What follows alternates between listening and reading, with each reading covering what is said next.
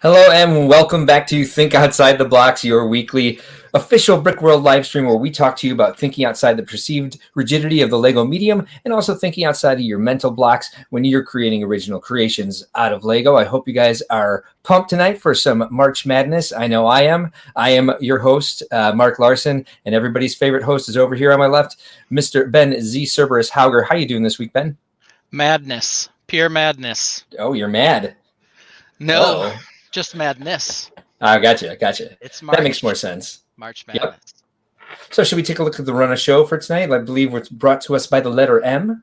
Again, I mean, we've had a lot of M's, but we're still doing it. Yeah, it's a good letter.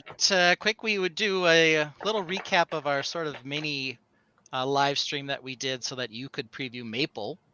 We'll talk about the two things we covered there quick, and then we'll move on to mocks and medieval memes. Of course. Then we'll do some March Madness. We've got some first round action today in March Madness. We're going to determine which of the March releases is the number one dog, the top set. Yeah. And then we'll talk some Lego news. There's a couple of bits of news, but one in particular that I think we need to cover. Yeah. That one being titled Marvel Bows to Batman. And then next week, we think, Mark, you will be in Indianapolis. Yeah, I'll be tearing down the show and reloading my truck and getting ready to have one last sleep before I have to drive back to Chicago. So yeah, so we will figure out who's going to be hosting. That'll be exciting. If there's some Dungeons and Dragons news, I've got an idea who I might want. If not, who knows what we'll do. Yeah, and we might have Jesse either way. We might. Jesse's always reliable.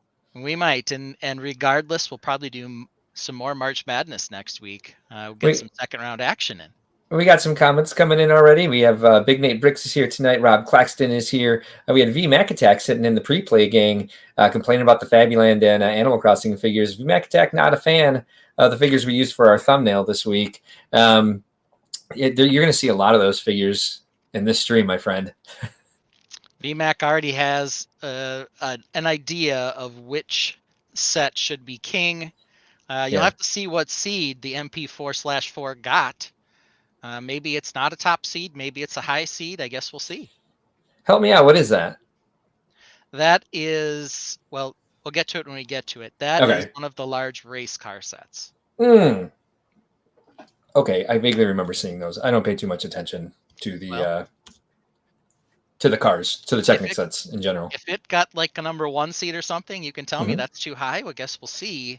VMAC Attack wants it, so who knows? I mean, the bracket's the bracket. The bracket's the bracket. Yeah. He's giving it the GOAT. GOAT, I think particularly for Ayrton Senna. I don't know how to say that. Gotcha. That's the race car driver featured in one of the sets. Gotcha. So, yeah. So we can get there. So, little recap of the emergency show we did. Yeah. There were two things that we talked about. I'll cover the perhaps less exciting one here quick by presenting the Lego pre-order for this. I believe I learned after the fact that this is actually going to be a Target exclusive. Oh, really? Yes. Interesting. They usually have those on shop on the website, though, don't they? On the Lego website. So this one is on the Lego website. So let's share it here. It's this cute little space science lab. It was actually announced March 2nd, so right before our live stream leaked or whatever it was. But a really cute little set here. I think from this picture, it looks like the dome pieces are trans black. But this is another set that fits in well with the city space sets. And in fact, I believe we saw that it is capable on the back of the box of being linked up to the large science lab and being another addition to it. So if you want to hear our expanded thoughts on that set, you can certainly check out our sort of emergency live stream. It's definitely worth hearing the discussion about what on earth is in the center of that lab, which I think we finally decided it was some alien landscape that they built the lab around to study the vegetation. But I like the mutant carrot mech. Theme. Yeah. Bill Bartley is in the chat tonight. Welcome, Bill. He's counting down to Brickworld Indy. So am I. Speaking of Brickworld, as long as we're talking about this set, for Brickworld Chicago, Ben's going to have some of those tomato soup connector pieces we're gonna leave him with him to do with what he wants. Like the idea is, hopefully, he'll find some people who are interested in sci-fi, interested in building space stations to hand some of those out to. I also got you another piece, Ben.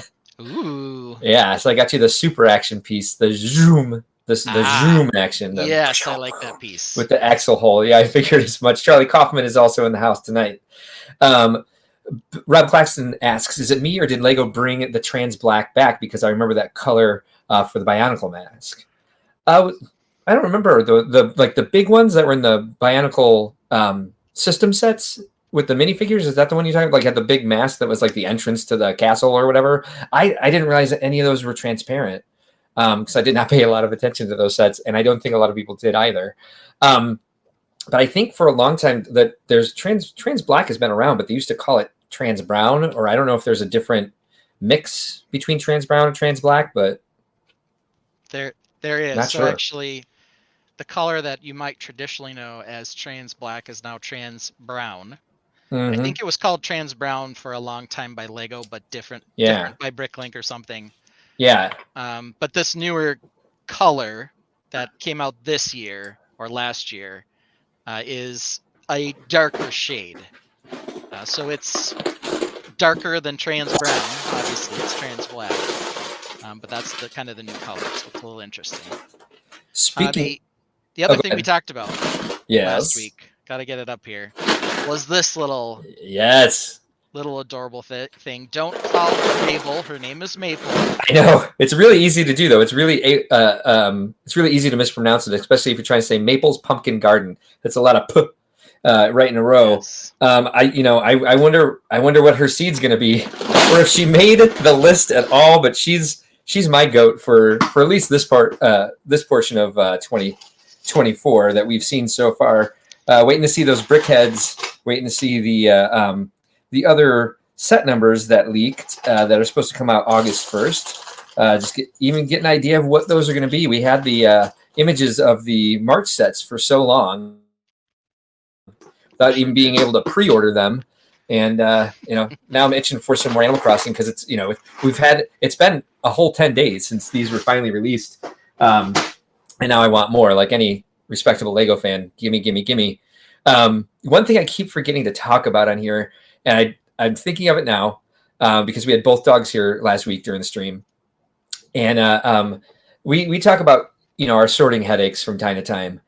My favorite new sorting headache that I experienced, you knock over stuff a lot, and parts fall over the floor. You got to pick them up. That's why I got this little vacuum now. I forget what it's called. It's the Pick Up Bricks vacuum, which works fantastically. It's just like a tiny wet dry vac. But I didn't knock over a bin of brick last week. I knocked over a can of honey roasted peanuts into 2 open bins. Oh, you're going to be finding those forever. Well, I think the dogs have found most of them because the dogs completely ignore Lego. They have no interest in it. They don't chew it up. They don't even look twice at it. But when the peanuts were in there, they were like, they're both hounds. Ryan, my dog, is 22 different breeds, but the top 7 are all hound.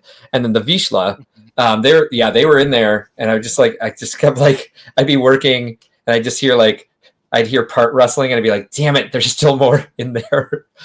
So I finally just closed them up. I think I was considering leaving them open so that the dogs could definitely find all of them, but I found a couple more today. But yeah, that's my latest sorting headache that I keep forgetting to tell you about. So honey roasted there we go. Peanuts. And I think peanuts probably stay decent for a while. So maybe a year from now you'll be popping some peanuts or sorting for some white 1x1s, and you'll find a couple peanuts that you can snack on. Or I'm going to be like, why are there ants in my Lego bins? There's that too. Yeah, there's that. But yeah, this has been a pretty happy week for the first week of my life with a Maple Lego figure. It made a difference for sure. That's good. Yeah. VMAC is suggesting trans black windscreens have been around for a while. No, VMAC attack. Check that again. You might be thinking of what is now trans brown. It's been renamed on Bricklink. Trans black is essentially new. And trans black has a little purple tinge a tinge to it. That might be true. But I haven't trans black. seen it yet. Do you have any Trans parts black. with it? Sure. They were featured heavily in the Lego City Space. Yeah, So here's the I might have one then. trans black version. If we can, who knows if we'll be able to focus on this well. But Do you it have a is a little darker than trans brown. I can find a trans brown one. Give me a Yeah, second. definitely. Let's get these compared to each other. Yeah, let me While Ben looks for that, I'll talk about a couple of our sponsors, and that's going to take me quite a while because I forgot to actually get that ready. If you guys are in the Indianapolis area, we have Brickworld in Indianapolis coming up this weekend, the 16th and 17th.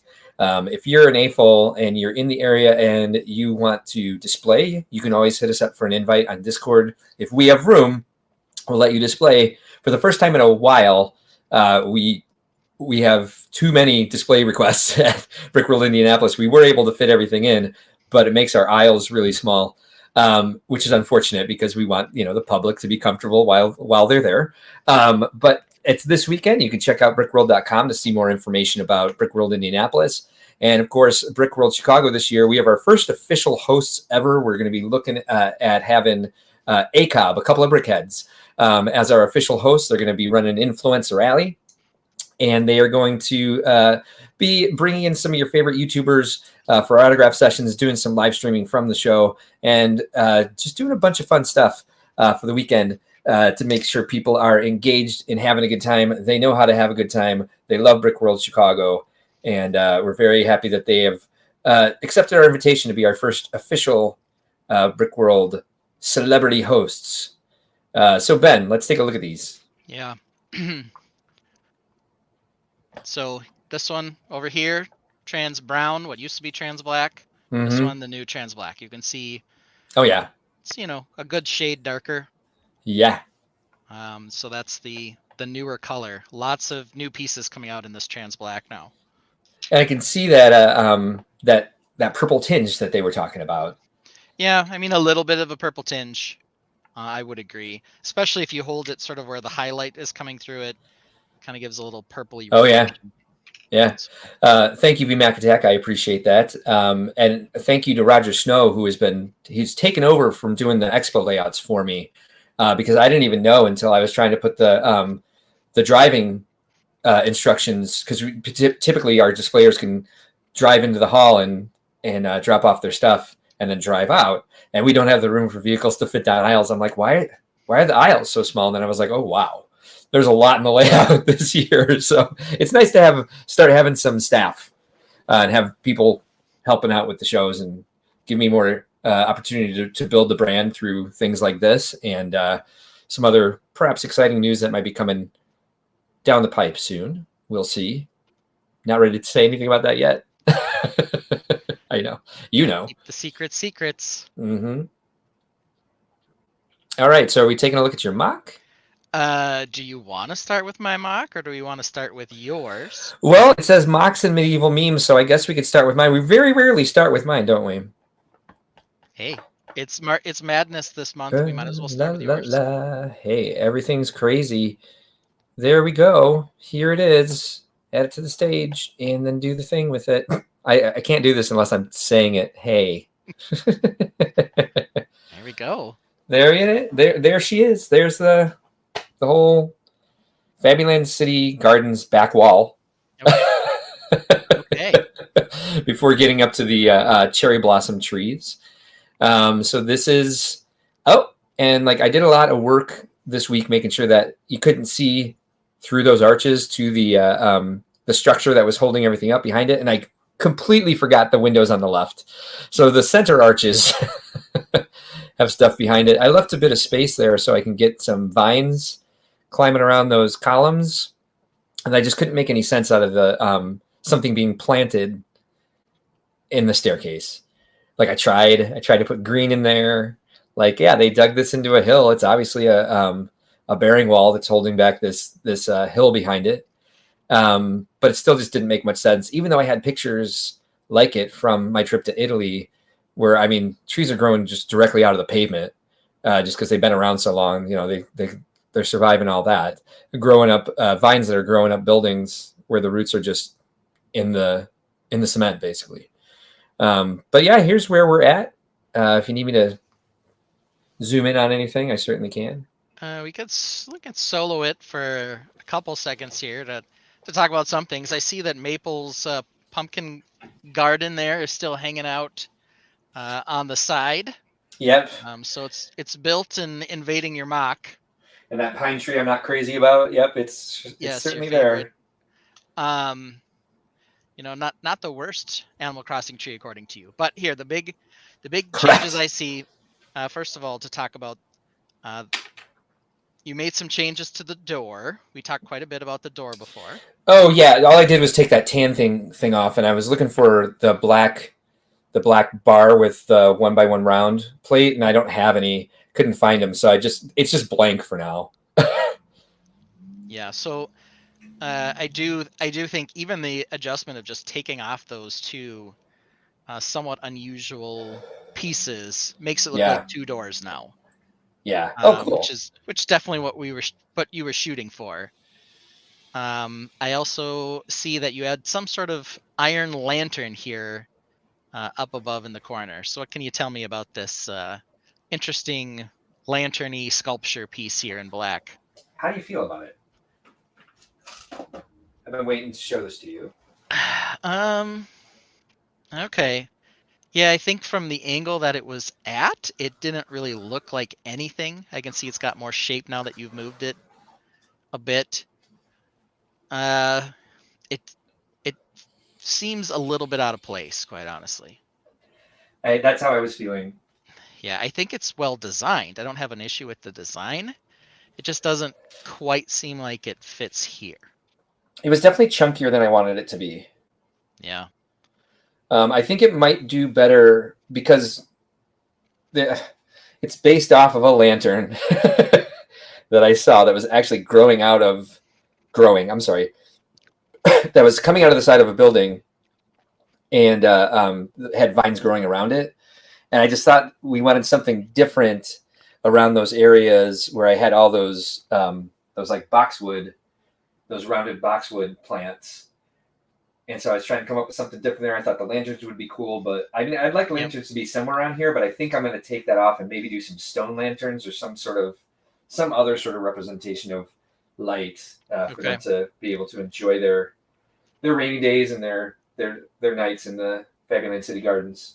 I kind of feel strangely like if this was embedded into the wall as opposed to hung from the wall, Yeah. that it would blend in better. Oh yeah. Just seems like it sticks out a lot, sort of being on top like that. Yeah. It definitely does Um, that. so let's see here. We also went with the creeping vine over by the stairs now, so we're getting a little Yeah. more, I little more can't balance. I can't find where I put my bin of those leaf pieces, which is funny because I use those all the time. So I imagine they're in some of the bins that I brought back from Brickworld Chicago, where I was trying to like build this live, Yeah. which was ridiculous, a ridiculous thought. But those are all the pieces I could find of that 3x5 or the 3x4 leaf. So I'm glad that I remember how to do the technique, and as soon as I find those, I think that might be as far down as I let it get on the right side there, and I Okay. think that I'm going to let the rest of it grow back and behind, and kind Okay. of fill in some of that space. Yeah, I think that's probably a good call. I can see a little bit of the vine creeping around up there. Oh, you like that? Good, good, I noticed it. I do like it. good. And Thank then you. the other thing that you've started working on here is sort of the entrance to the orchard house. Joellen says she loves the curtains, the purple curtains Thank you have back you. there. Yeah, there's not a lot of pieces available in this color yet. It's like the dark tan of purples, where it's been around for a while, but they don't really have a lot of molds, and then not in a lot of sets in a great quantity. Yeah. So I was really chomping at the bit to find like good curtain representation, but luckily, I like the way those turned out. Yeah. One thing am curious about looking at that is the curtains look like they have kind of a tie in the middle there holding them back. It's always a good technique, Yeah. but you have that in the same color as the rest of it. Mm-hmm. That's not necessarily a bad thing. I'm just curious if you've considered going with a different color? I hadn't up until now, but I'll think about it. I kind of Okay. like I like the way it looks now. Yeah, the tie back could be the same color as the rest of the curtain. That's not unusual, but sometimes you'll see them Yeah. in like more elaborate gold or other things to tie something like that back. But Gold, yeah. whatever makes you happy. Gold is my least favorite Lego color, I have to I, say. I know that's true. Right behind yellow. Yeah, it's I would guess gold for you is behind yellow. No, ahead of yellow in terms of Yeah. likedness, but behind tan. That's where I'm gonna go. I have a love-hate relationship with tan because it's still a Yeah, nice neutral, and I have a lot of it. It just you need the right accents for it to look good. yeah, I think anyway, but it's it's rather yellowish, isn't it? yeah. Just kind of washes things out, I think. And then you also have kind of a new plant growing there next to the stairs, a new Yeah, color. someone advised me to like play around with colors of foliage, even if it's not realistic. So I made a new little plant, and I used colors I don't normally use Yeah, but I have a ton of those because I love that color. And it, like every time I see it in a Brickling store, I'm like, and when you're trying to like fill in your cart a little bit and see like, oh, what else? What else is in there? I only bought one piece. Like, what else can I order that I've been out of lately? And I always, whenever I see that, I'm like, yeah, I'll take all of them. What do you think of that? I like that color too. Oh, Mm-hmm. that's not the right one. There we go. I like that color too. I also don't mind those two colors together. Okay. Um, Here they seem a little strange compared to the other colors you have going on. Yeah. Maybe you need to bring in that dark azure color somewhere else or something too. Or is it teal Yeah. or dark azure? I don't even know. That's the. I believe that's the turquoise. Oh, turquoise. Okay. I don't know. No, it's dark azure. Wait, I don't. Who knows? I It looks lovely. It think it's just kind of turquoise. looks like it looks weird next to the regular green. I don't know why. It just kind Yeah. of does. Well, especially on it's turquoise. Okay. Especially on the camera. Like I didn't notice how different it looked until I'm seeing it now on the screen. Yeah, and it might look Um, great in person. On camera, it kind of looks washed out compared to the rest of it, I guess. yeah, But who knows? yeah. So that's what I see here. What else have you been working on with it? So I finished the staircase. Okay. Well, first of all, before I go on with that, I built these little benches. Little benches. Yep. What do you Your think of little those? friends are hanging out. They look lovely. They look like benches. Cool, cool, cool. What color are they? Are they white? They are white. I Okay. tried to make something out of gray, and there was just like too much gray. It's starting to get on my nerves. How much gray there was. So Yeah. So yeah, that is a those are cute benches. I actually like that they're white. I think it helps them stand out a little bit, especially if you have kind of that gray stone seating area underneath them. So yeah. I think it works. I actually like it. And then I finished up the construction of the staircase. There Oh, you you can't go. really see it there. Hold on one second. Let me balance this off the edge of the table so we can get this in the shot. Mhm. Might have to move the camera. Yep, I'm gonna have to move the camera just a little bit. Um, hold on, everybody. You're gonna get a little seasick. We're gonna go down here so we can see the bottom of the staircase there with the little whatever it is on the bottom. Little cutout with the circular piece there. Yeah, which was gonna be a fountain, but I didn't really like any of the work I did because first of all, to get the water in there, a 3x3 radar dish works perfectly, but then it looks like that looks like the end of it. Looks like that's just water shooting up from the bottom and just kind Yeah. of making a little dome. And Yep. so I was, I tried a couple of, I tried to put some plants in there. I didn't really like what I came up with. Let me see. I did one of those freezer bag table clear offs today. um, so I think one of them's upstairs actually. I tried to build some hyacinths, and they look like Technic pieces. It's like just trying to stack up the one by one flower plates, the one by one round flower plates, and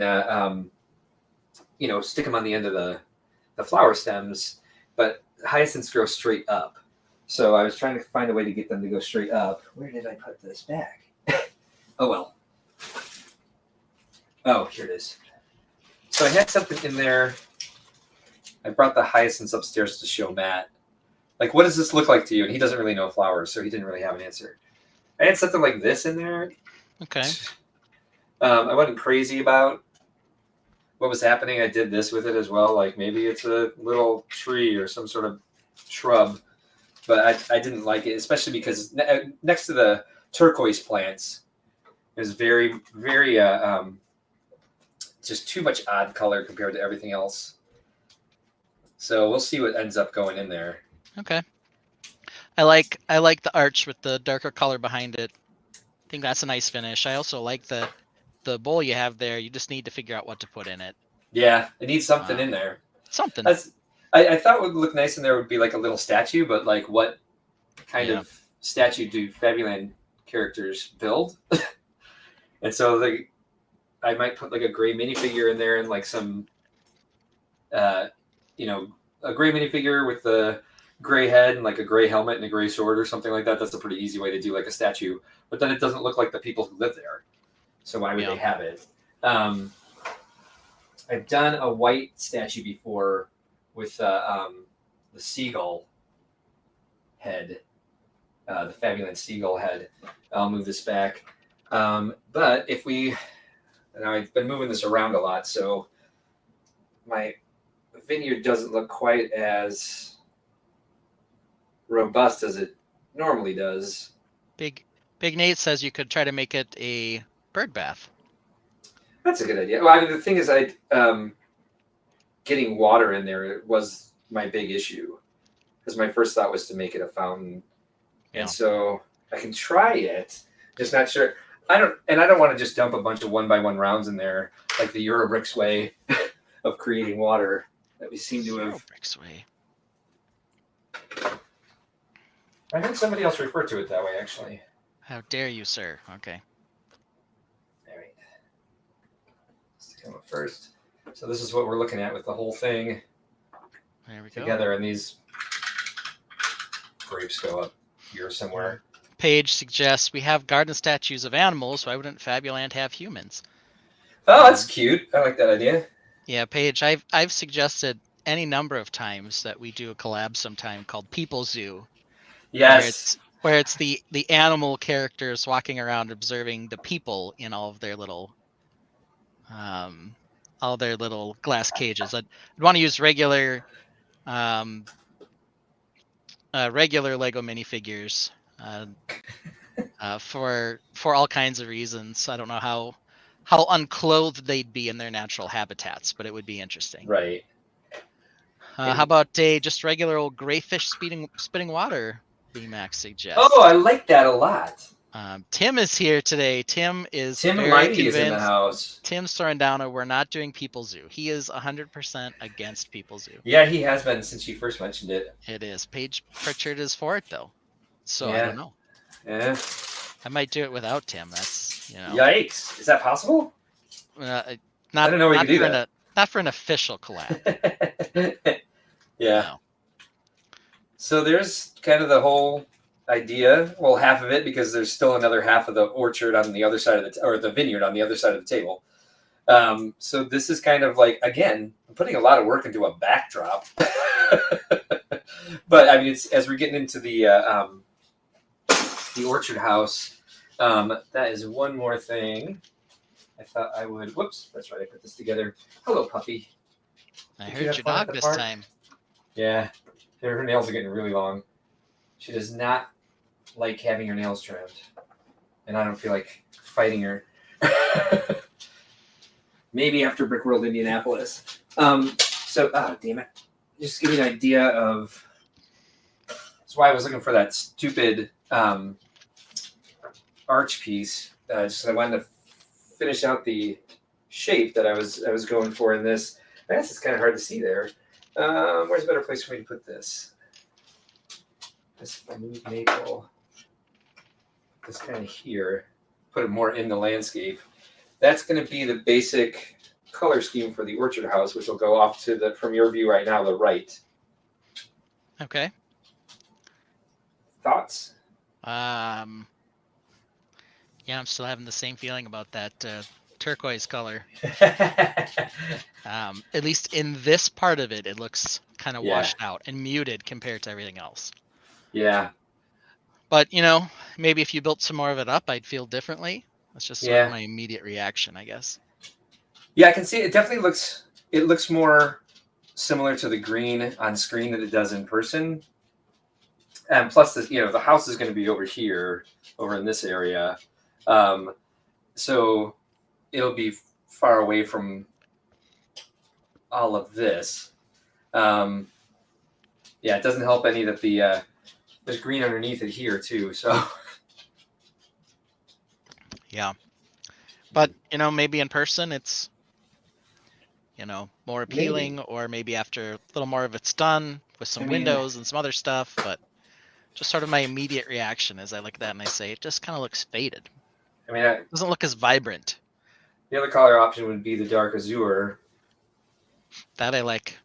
Yeah. Okay. That I think looks pretty good. Definitely make that happen. I've got some more. I have more snap pieces with that I can work with, which is something that was driving me a little nuts today when I was like, "Do they make any of the snap piece?" I didn't have time to look it up in the turquoise, but that could look good. Perhaps I'll change that color scheme I had in mind to something besides the orchard house. But yeah, that's about it. Yep, that's everything. Awesome. I think. Yeah. Awesome. We can take that one out. You ready to come back in? Here we come. Here I am. Well, you're soloed for some reason. Oop. Yeah. But we can't have it that direction. I've got to be on the left. A couple other suggestions. Someone said you could use the flingable minifig superhero thingies as water. Yeah, definitely. Possibly. Yeah, it's just like it's mostly just like the surface in that bowl making that look like water was what I was struggling with. Like I said, that radar dish fits perfectly, but then you have like a dish shaped little dome water already surface. in there. Yeah, which might be all right. I mean, if I can get the fish spitting right into the center of it, it would make sense, I guess. Yeah. Water is one of the interesting ones that I haven't really tackled. Well, I did that gigantic waterfall, and we had a waterfall at Brickworld this year as well, at a little smaller scale. But something in a smaller space like that is something that's I haven't really had any success with. I'd like to have success with it. Yeah. But so far, I haven't really found any techniques I like to represent water in Lego brick. At least at that scale. I like the waterfalls we've done. Yeah, I think part of that is a lot of those waterfalls, and the other thing about water is when you're just looking at it in not great quantities, not with a lot of reflection, it's usually better as a white or a lighter color, a trans clear or a trans black even, as opposed to when it's sitting in a lake or something where it starts getting more of that bluish tone to it. Yeah. So when it's like in a fountain, it kind of just feels strange because everyone thinks water should be blue. Right. When that's maybe not really the color it should be, but it's the color we use to sort of represent it. Exactly. So, okay, well, I guess we can move on to medieval memes. Yeah, let's go for it. Let's see what you get going. Yeah, so I got a little. Go ahead. Sorry. This is what we've been working off of. This classic set I got at my Bricks and Minifigs store, and the idea is that since Castle's the worst theme and no one should ever build it, I'm working on a meme, sort of a upgraded version of this, just to kind of show how lame castle building can be. Yeah, you're just trying to prove why you hate it so much. I get it. Exactly. Last week, though, Mark saw what I had gotten done, which was essentially just a base. Yeah, but it was beautiful. It was a lot. Mark said this. Mark said, "Ben, you weenus, is this it? I expected more from you. Surely you're joking. I'm expecting you to pull out something good, and this is what we get. A base with a couple brackets on it. Are you serious? I've never been so disappointed in my entire life, and my life has had many disappointments. This, sir, is the worst. I'm seriously thinking of getting a Yeah. replacement co-host or AI system named Snookers, who will at least show up when I need a mock for Pete's sake. I threw up a little in my mouth looking at this disappointment. Please do not come back next week unless you have something to share with the class. That is what you said to me. Yeah, I don't know why I used double spaces after all the punctuation, That's but that's definitely what I said. that's And definitely what you said. I pulled the weenus comment out of my back pocket because I was like, hey, I haven't used this term since high school. Yes. So yeah, I was very proud of myself for finding that one. Yeah, Yes. So that's all the things you said to me. yeah. So let's see if I made any progress. Wait, Here we what is going go. on? Let's get it up on the Oh screen my here in a god! second. It's not So done. during our meeting this week, I got a little You preview of what pressured he me. was doing, and You like pressured me a lot. 2 days after he showed us just a blank base, there was this beautiful, yeah, the front of this. Come on, you work so quickly, and you do such great detail work in a short amount of time. That makes me sick, You were sir. very mean to me. Yeah, well, you deserved it. So this is how far I got Nice, um on the castle meme. So you can nice. kind of see I've got a bit of the inspiration there next to it, so we can sort of see the inspiration and the mock as it's coming along. I will note right away before you even suggest it. There's a little bit of this going on right in here. Yeah, a bit. I would But say like just a bit. Not it's not crazy. There's that yeah, shield in the center is perhaps what's causing it. I mean, you basically gave it a nose. little extra nose action, yeah. Yeah. But I think anytime you have an entranceway that's symmetrical, you're going to get some of that. Uh, but Oh sort of yeah. going off of the blue and yellow shield like we had on the other one, and then sort of the new version, the upgraded version, is what we went with there. You can see I'm trying to make it slightly asymmetric. It's going to be slightly longer on this side, and then back here there will be a house of some variety, sort of inside the castle walls, or at least a place where they can, you know, do things, sleep, eat, Right. whatever else. Since in this original castle, it's just sort of there. I don't Empty. know, Yeah. very It's empty. a shout out for asymmetry. Love it. Glad to see Yeah, that. so we're going a Why little asymmetric on this why is there currently a as we hole work on it. there? So because it's slightly larger, I need to fill this maybe with another window, maybe with something else. But I just hadn't gotten around to doing that one yet. So you can see all the Oh, I see what you've done. happiness Okay. over there for Yeah, where it's yeah. not done yet. I get it now. A little bit further on the other side, which has the beginning of the tower and the beginning of a tree, because all castle mocks need a tree. Definitely. So you can see I've working up to get to the second Oh, level. I like that a lot. Yeah. Great job on the rock work. So yes, we've got some slopey, crooked rocks.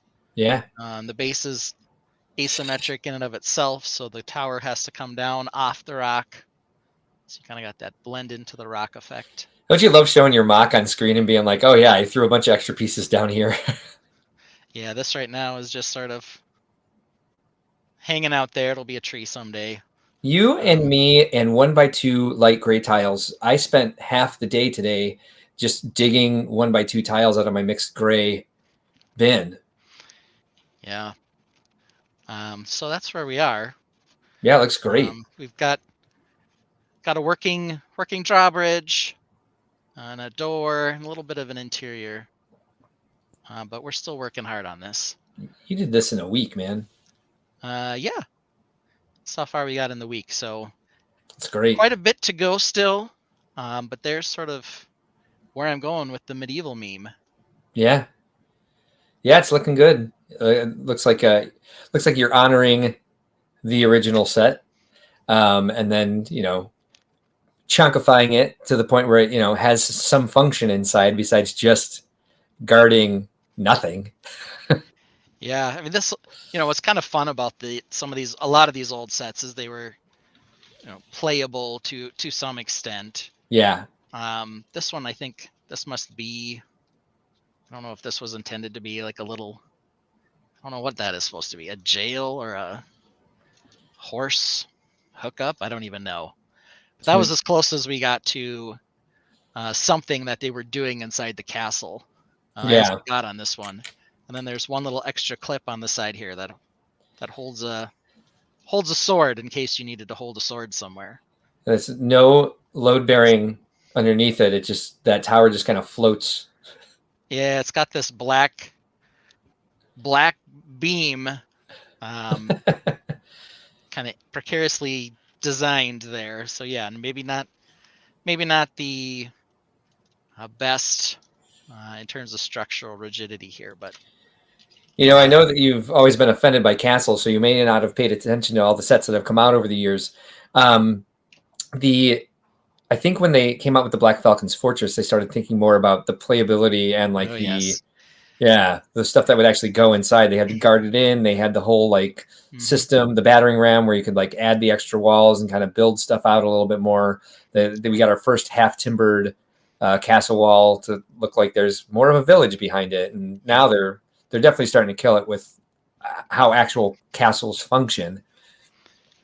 Yeah, As more than just a play set. So an interesting fact. I was taking a Love look at facts. a lot of the builds. Well, this is less a fact so much as a observation I've made. I was taking a look at various castle mocks to see if someone had done this knight's castle before, because I didn't want it to end up looking like something somebody had already done. Right. Always dangerous, right? I often search the internet for mocks that might look like the one I'm thinking of building. Sometimes I do that, sometimes I don't. But I figured, well, Okay. if it's based on a set, right? Yeah. This Because might be if more it's common. just out of my own imagination, that's not likely. Right. Based on a set, maybe. They do not have very many based on the Knight's Castle. They have a lot based on the Black Falcon's Fortress. There's nothing really inspiring about the original Knight's Castle. Not a ton. This is why it's kind of an interesting thing. I mean, the most iconic thing is the red door. Yeah. But outside of that, I'm going to have to do something. So that the Black Falcon's Fortress has that half-timbered build stuff going on in the back, and it'll be represented a little bit here by what I end up building on this side. Yeah. So a little bit of that one will come in here too, but it's still, largely based on the Knight's Castle here. Yeah, what's interesting about when they released this is they released the King's Castle at the same time, which was just bigger. I don't even think it had a King's character, a King minifigure in there, did it? It was just bigger. So. Yeah. So I have a couple questions for you here. Yeah. So you have those keyhole windows in the front, and then you've got these rounded frames around the keyhole. Yep. Is that what those types of keyholes look like? No. Okay. Why did you decide to put a frame around it as well? Well, so I think part of that was, and I've built plenty of ones that have these keyhole windows that don't, but the ones on the original set were rounded, including this printed one that had sort of the full stonework around it. So I think that's part of it. It's a little distracting to me that those windows have frames around them. Okay. At Brickworld Chicago one year, I don't remember what year it was, I saw someone use the light gray minifig legs to create a keyhole. Yep. That's kind of cool. I've done that too. Yep. Okay. Maybe it was you. Could have been. And then the other thing that's bugging me is where the dark red stops. Okay. Like I wish those three arches above that, those three light gray arches above the top, the highest dark red up here. Yeah, I think I think underneath the arches should also be dark red. Maybe go dark red into the crenellations. Okay. And then last question. So the drawbridge comes down and then there's a door. Is that typical of a castle? It can be, yes. Okay. Normally a lot of times you have a drawbridge and then there's a portcullis behind it. Okay. This one was not really big enough for a portcullis. Right. Portcullis is sort of that spiky wrought iron gate thing that you'd see. the tower above the door needs to be at least the height of the portcullis when it's drawn up. And so I could see that being not Right. being realistic for for the Right. original castle. Um, Right. I do like that you've created a double door that opens inward under an Yes, arch. I have. That looks Yes. familiar. No. That's the same concept here. Yours actually opens, mine It doesn't. does open. This one does. The doors on Mine the does tower not. won't, but these do. Mine Um, never will because there's just not enough room back there. I'd never be able to get them closed. yeah.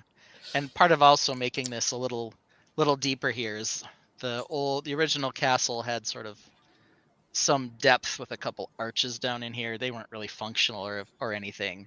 Right, But one of the issues with building in dark red is they don't have a lot of big arches. right. So these are actually upside down Oh, geez. sloped Yeah, pieces or curved pieces yeah. to I fit know in they make there. that piece. Yeah, I have a few of those. Yeah, so there's some reinforcement done in a couple spots to get it to be able to sit the right direction. But that also meant I could kind of build like this little slotty window bit here that That's matches cool. the old one. Yeah. Um, I do like that you're honoring those original wall element pieces with that darker window frame. I think that's something I've considered doing when I'm building castles is like making a rounded window and then one with some, dark play stone just kind of sticking out around the window. yeah. Yeah, And I could put a different window in here too. It doesn't have to be this style. I've always just kind of yeah. liked this as like a practical use for a window this low on a tower, Oh yeah. or a It's just for castle wall. shooting arrows out of. Shooting arrows out of. Yep. Yeah, I think it needs to be one or the other All right. Well, fair enough. in my opinion. And on this side, so to sort of get your mind on that, then I did do over here. This is Oh, nice. the jail section. Right. They get an actual window, same frame style, but a window inside. So yours is definitely a jail and not a horse barn. Yeah, this one's definitely a jail. There's got to Yeah. be some practical use for it down there. So Yeah, it's looking good. that's what we have. And then we've got a bunch of nonsense down in my little gully here. Yeah. The reason you actually need a drawbridge, since it seems kind of strange to have a drawbridge on something that's not going over anything. Right. But that's where we are.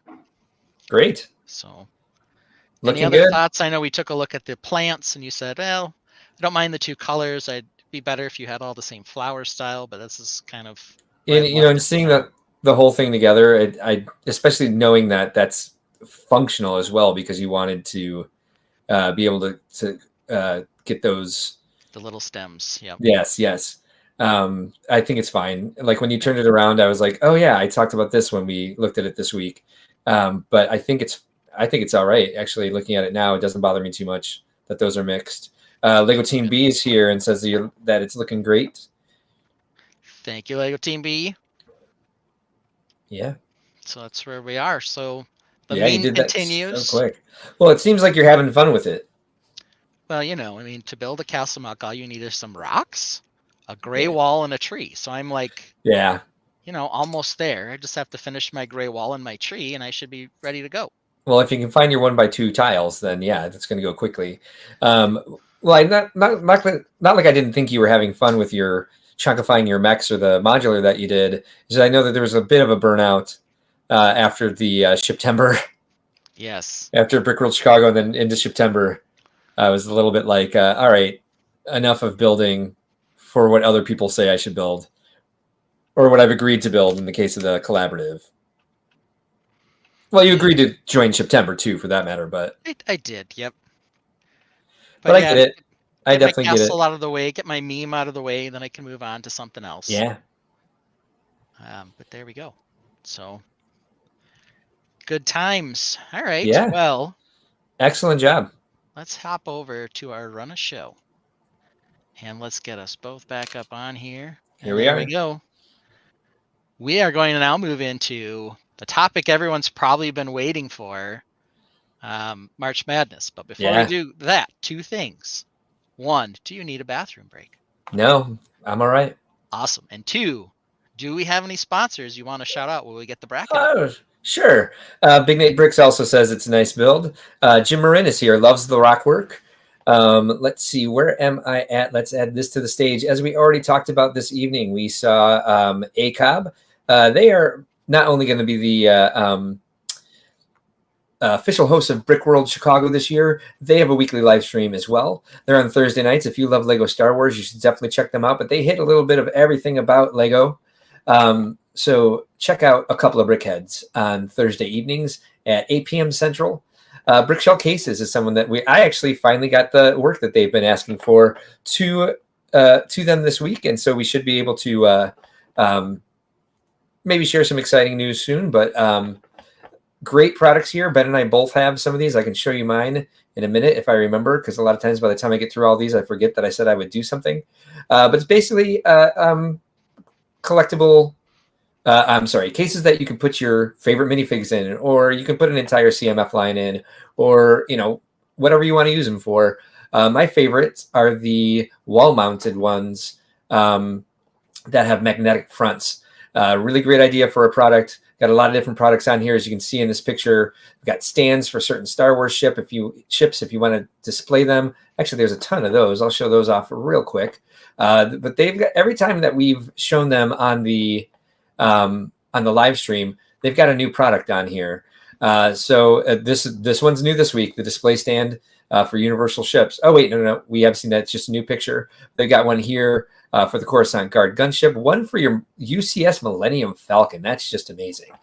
So on to Bricks of Hope, and check out bricksofhope.org if you're interested in helping build hope in sick kids with the gift of Lego. My favorite number down here, 660 individual bricks now in the hands of sick children, thanks to Bricks of Hope. If you'd like to help them out and send some money, send some Lego sets, it's a great organization.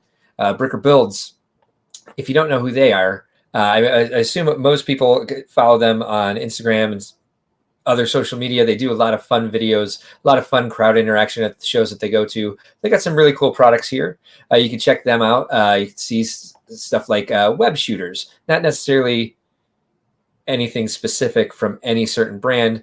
There's some Italian plumbers here, or Italian brothers. We don't know who these guys are, but they're cool sets, right? And then Dee's Bricks, a good friend of ours. He's been doing some work for the Brickworld brand. He comes to all the shows, gets some good activity going with the crowds, brings people in to do interactive stuff with all the guests. He's got a website. It's a pretty good stack of Lego sets, and he's also got a Bricklink store where he's got parts and minifigs. Check him out. He's a great friend of Brickworld, and if you could support him as well, we'd certainly appreciate it. Now we're back to just me and Ben. Thanks for listening for a minute about our sponsors. Big Nate Brick says, are you giving ACOB the media corner this year in Chicago? That would be dope. So we're working on a location, but we're calling it Influencer Alley. And so we're working with our layout managers to figure out where to put it. I'm sure Allie and Kevin cringe every time I send them a hey, but we're trying to bring in some sponsorships to make sure that the content creator portion of the AFOL community is represented at Brickworld. And so we're using different space in different ways. The priority is always going to be Lego Mocks and making sure that the people who come to the show, full attendees, get to display their work. But 100,000 square feet sounds like a lot. But we are bursting at the seams currently. So, but yeah, I think it would be dope as well. And we'll announce more as we're ready to, but just definitely stay tuned to all of our social media channels for announcements regarding that as Brickworld Chicago gets closer. Big Nate Brick says, let me know. I'll need an hour. Okay. Perfect. Yeah. All right. Speaking of that. Yeah. Of course, you can always like and subscribe. Yep. Ring-a-ling the ding-a-ling bell.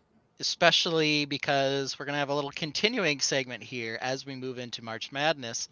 And I thought, we could do our best to pretend to be some sort of sports analyst here, talk about who was on the bubble, who was snubbed, everything else.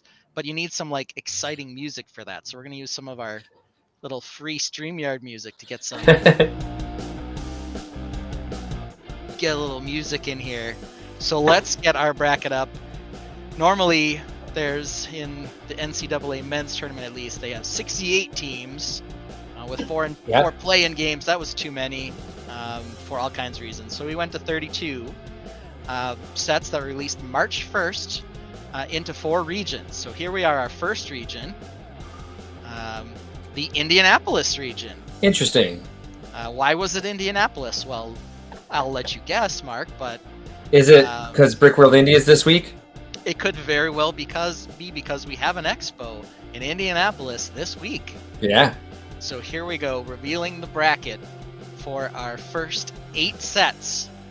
What do we think here? Number 1 seed. Probably, almost no surprise, I think, because it's clearly the greatest set that came out March 1st. This would be Hedwig. Oh, thank you. I'm like, it's Privet Drive. It's behind the live stream counter, so I'm like, what is that? Yeah, it's going up against the number 8 seed, and of course, I think well deserving of the 8 seed in my mind. Maybe you'll disagree. Yeah. Medieval Town Square set. Okay. 10332. It's a castle, so how could it possibly get a seeding higher than 8? But there it is at the number 8 seed. What do you think of our 1 versus 8 matchup here, Mark? Are we going directly in the matchup, or are we gonna go over preview all the matchups the other first? Ones too, but I just kind of wanted to get your thought here. Okay, so I will say 8 too low a seed for the Medieval Town Square. Or what do you think? It may be. Some people might think so. I know we had a lot of our discussion. Can we turn this music off? It's gonna drive me insane. We can turn it down. Let's turn it down. Perfect. Yeah, let's definitely turn it down. I would say. I was surprised that you put it in the 8 seed, but there are a lot of great sets here. So, but I think that we found some inconsistencies in it. So I don't think it was as great as we were hoping, or as great as it could be. So perhaps it deserves its number 8 seed. What was your thought process in putting it where it is? It had a lot of hype, but quite honestly, just the fact that it's a castle medieval mock, it really hurt it a lot, and really. It's going up against an absolute monster of Hedwig at 4 Privet Drive. So I assume that it's just going to get trounced here and bounced out of the tournament right away. But who knows? Let's go. I don't know. That's just the first I've heard of the Hedwig set, really. Go to our 2-7 matchup. We've got Stitch. Yeah. 43-249 going up. Oh, this is a rough one. Going up against the Surface Space Loader 42-178. Yeah. Stitch, absolutely adorable. Love the colors. My daughter's a big fan of Stitch, so that always gives me a little bonus love for Stitch. Yeah. And it's going up against the smallest of the Technic Space line, March 1st, the Surface Space Loader. Well, this is a good matchup. I'm looking forward to it. I know the Surface Space Loader is a 7 seed, but I think it has some tenacity in it. It depends on what the Tainted thinks, but I could see it doing pretty well in this matchup. V Mac Attack says that the seventh Hedwig isn't a number 1 seed. Oh, I don't know what to tell you. Yeah, the crowd is throwing down. It's it is what it is. We got to get that banner up there. What else can you do? Right. But sometimes you've just got to go with the fact that something made a special run right at the end and got itself a high seed. And if you think it's not fair, that's why we're here to comment and analyze. All right, let's take a look at our 3-6 matchup. We've got the Kawasaki Ninja versus the Ford Mustang Dark Horse. Okay. I'm going to say that the Dark Horse is the number 6 seed might be my Dark Horse to take this round. Yeah, it has a conspicuous name in my mind. It does indeed. I haven't really been a big Kawasaki or motorcycle guy. Lego produces a lot of them. Sometimes I buy them for parts packs. Yeah. But obviously they do well because Lego keeps producing them. So coming in hot to the number 3 seed, the Kawasaki Ninja. What do you think of this matchup? I don't collect these either. And I think that that Dark Horse is again going to give the Kawasaki Ninja a run for its money for sure. Yeah, yeah. Yeah. All right. Well, the most tantalizing matchup's usually the 4-5 matchup here, and so we've got here the planet Earth and Moon in orbit 42-179 facing off against our first entry of Animal Crossing, Yeah. Isabel's House Visit 77049. Yeah. Our only Animal Crossing set in this bracket, at least in this region. Yeah. So what you think? Well, I think you know what I think. Pretty sure Isabel's House Visit is going to trounce that orrery. I like the idea of the orrery. It's just unfortunate that it's just the Earth, the Moon, and the Sun. I can imagine that a larger orrery of the entire solar system would probably be exorbitant to produce and to try to market. But I just don't necessarily think it's. I don't think it's necessary, I should say. All right. Well, what are your thoughts on that matchup? Well, I mean, I guess we'll have to see where the other Animal Crossing sets come in. But a 5 seeds, it's respectable given the quantity of sets and how simplistic a lot of the Animal Crossing designs are. There might be a few that are higher than a 5 seed. That's true. But it's a very, very cool set that maybe teaches you some stuff about science. I don't know. Yeah, sure. But That's an interesting idea for a Technic set for sure. Yeah, we'll see if that means it can play basketball. Oh, wait a minute. That's not that.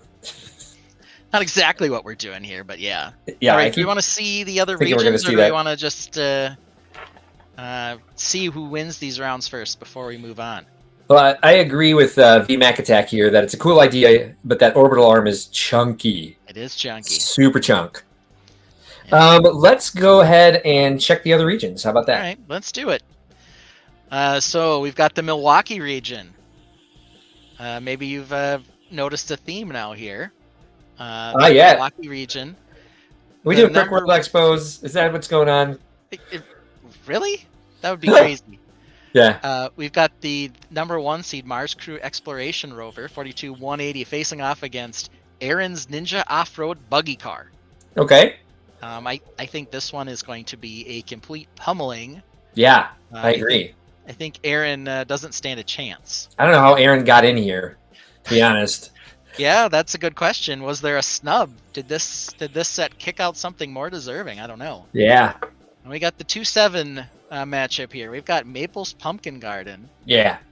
Maple's Pumpkin Garden going against Isabella's Flower Pot. Yeah, Maple's going to kill Isabella. She's going to stomp all over her with her tiny little legs. Maple comes in as a number 2 seed. How does that make you feel? That makes sense to me. Okay. Yeah, not surprised. It's a decent seed for a polybag. Okay, now here we go. Going on to our Captain's Island boat tour. Ooh. Doing a little battle against another Ninjago mech. A lot of Animal Crossing in this region. Kai's Ninja Climber. Yes, that's definitely the Animal Crossing region for sure. Yeah, these Ninjago mechs don't really do anything for me. I don't know if the Ninjago fans are fans of them or if people want these for parts packs. The designs don't really speak to me too much. And Captain's Island is probably the coolest Animal Crossing set outside of Maple's Pumpkin Garden, of course. Yeah. But yeah, we'll see what happens. Yeah, clocking in at a very high number 3 seed. Okay, the 4-5 matchup. Yeah. Another Animal Crossing set. Julian's birthday party. Yeah, it's conspicuous to me. The Invisible Hand. Oh man. Yeah, you know what? Julian's birthday party is not my favorite of the Animal Crossing sets. That tree really pisses me off. But the that MIDI scale ship crap. Yeah. So Lego Team B loves Ninjago, but the mechs give them nothing. Yeah. I have to agree there. I think there's a lot of cool Ninjago sets out there, and the mechs are. I don't know if they ran out of ideas or like mechs are easy. We got a bunch of extra ball joints hanging out back here. But yeah, for I don't know. What are you thinking about the Invisible Hand versus Julian? Yeah, I mean, it's a 4-5 seed matchup, so they're usually pretty close. The Invisible Hand's not necessarily like an iconic ship. I know. But it's a decent number of pieces for a decent price, which I think is somewhat attractive. But I don't think it's the greatest of the Star Wars sets. It is lower seed even than Julian's birthday party. Yeah. Whoops, So sorry maybe it about makes that. sense there. I don't know. Sorry, I was trying to get us I got it. prepared for the first. Okay. I got it. I got it. VMAC Attack says the same about Ninjago and Yeah. MX. Okay, well, let's move on to our Grand Rapids region. I thought that might be where we're going next. Nice, nice. How did you know? Oh, Okay. I just understood why you used the bracket piece. Hello. It's bracketology, baby. Oh, All right. that 1 versus 8 seed. I think that that Ninjago um, dragon sculpture is going to trounce the 19th version of the Flying Fort Anglia. There you go. The I think that thing's Dragonstone Shrine. dead. Yeah, Coming in as a #1 seed. yeah, Back good to place our for it. Ninjago business here, right? Love Yeah, Ninjago. Not the mechs. This has got no mechs. yeah, A beautiful Ninjago set.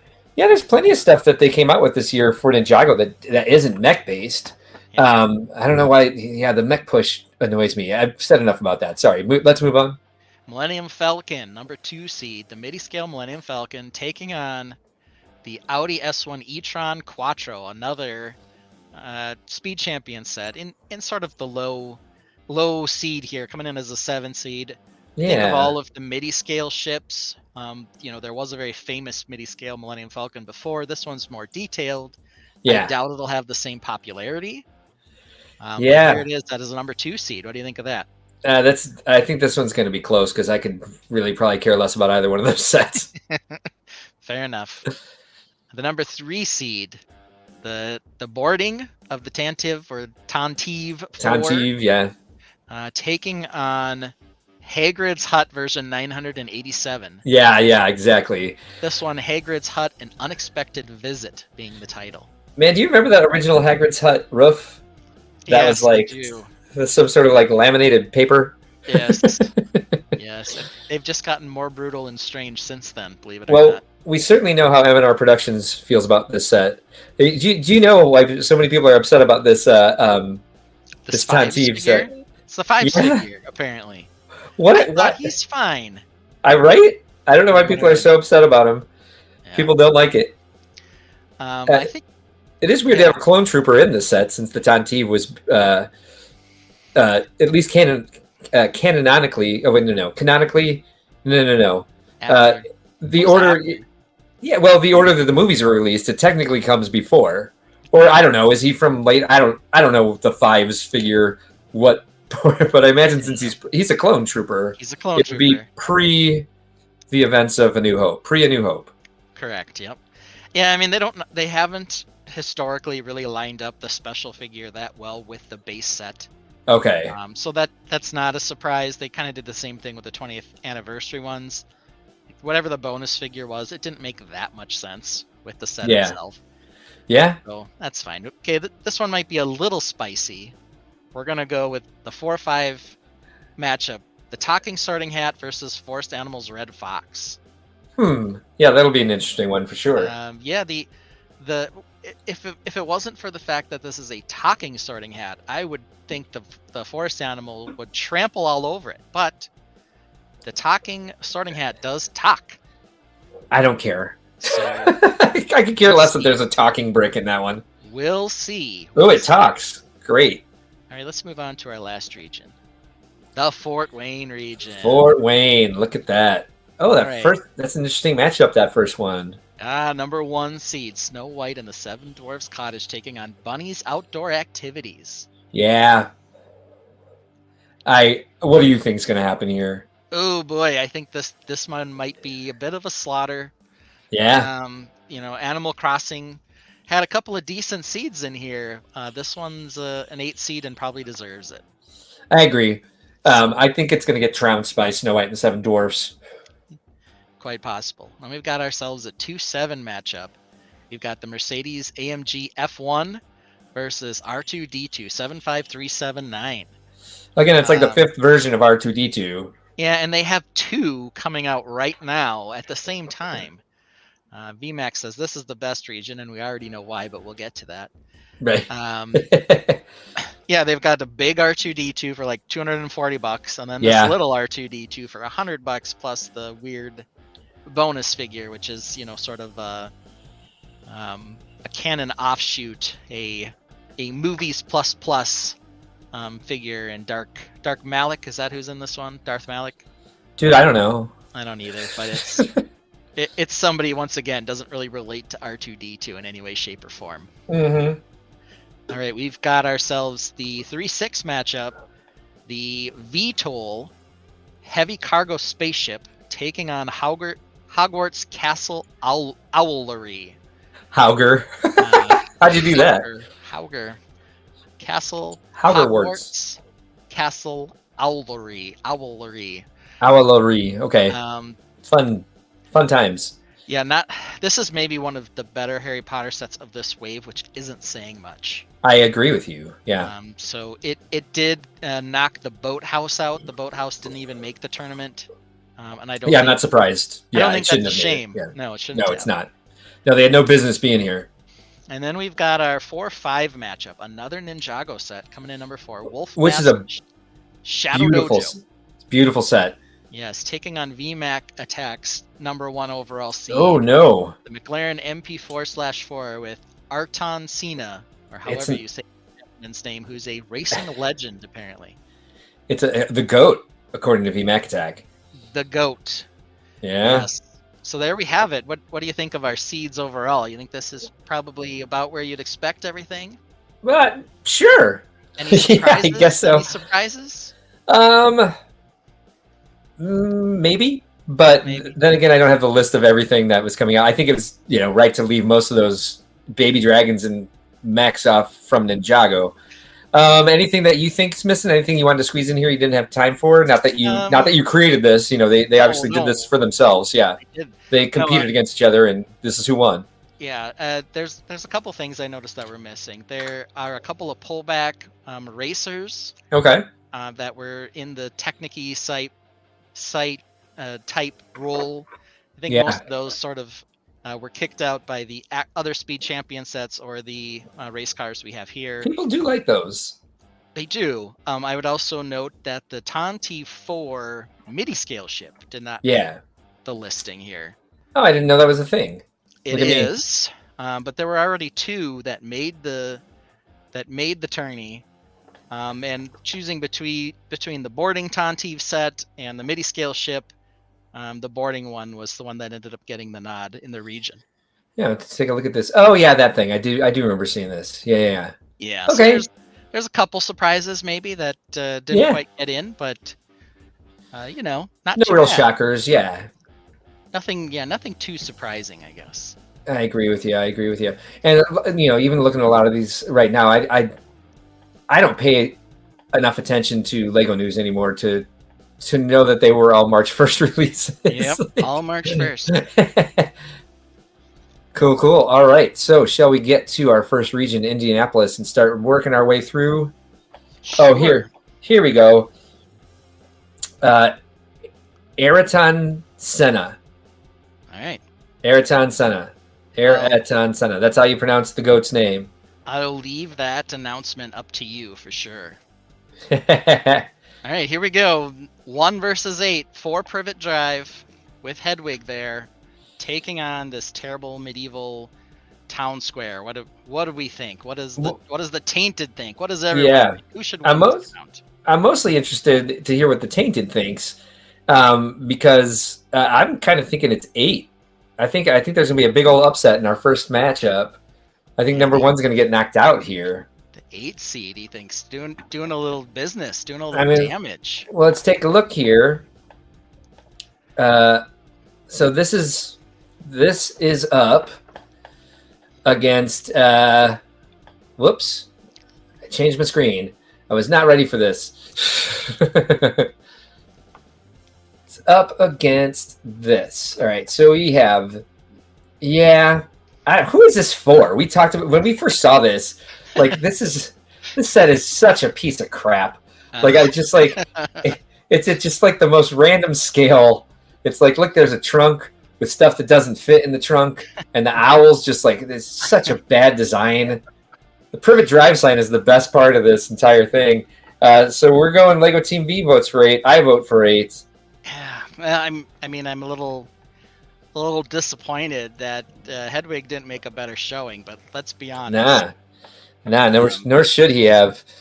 Yeah, I think he got trounced. I don't know how he made it to the number one seed, to be honest. a severe, a Yeah, severe lapse in judgment from Lego to produce any medieval sets, but they're still better than this terrible Harry Potter set. So yeah. This was a severe lapse in judgment, in my opinion. What is happening here? Look at age what are the they? town square as well.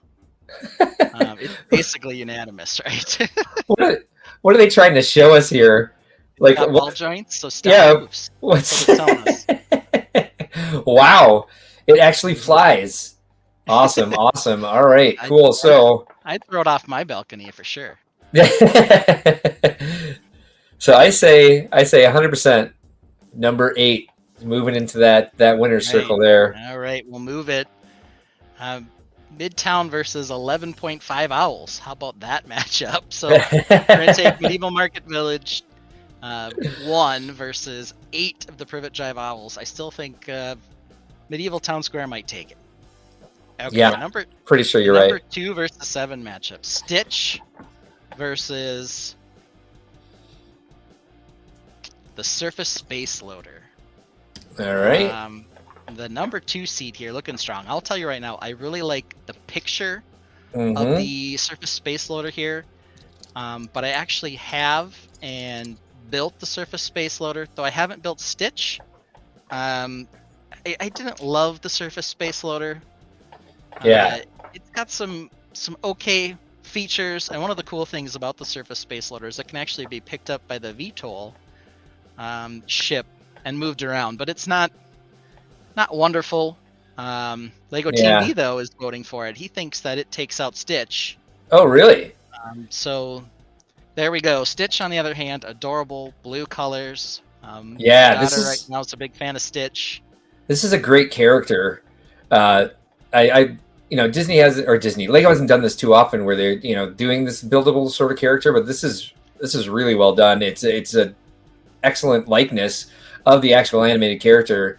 I thought this was pretty exciting. It's again, it's a movie I haven't seen, but I think the set is awesome. Yeah, the ears down picture there. Stitch just looks really cute. Yeah. Lego Team B maybe just going for all the underdogs here. He voted for the 8th seed before too. Yeah. I'm going for the underdog here as well. I think it's Stitch. Wait, Stitch is the 2 seed? Stitch is the 2 seed, yeah. Oh, I think I'm voting for Stitch in this case. Yeah, I also give the nod to Stitch on this one. He's just Yeah. too cute to not get there. Yeah. Let's see. Got a message here to check Discord. Before Fort Wayne. So when we get back to the Fort Wayne region, I'm sure it's about that MP4 set. All right, let's go to the 3-6 matchup. We've got the Kawasaki Ninja against the Ford Mustang Dark Horse. This is probably, I'm guessing, Mark's least favorite matchup in the entire bout, definitely so far.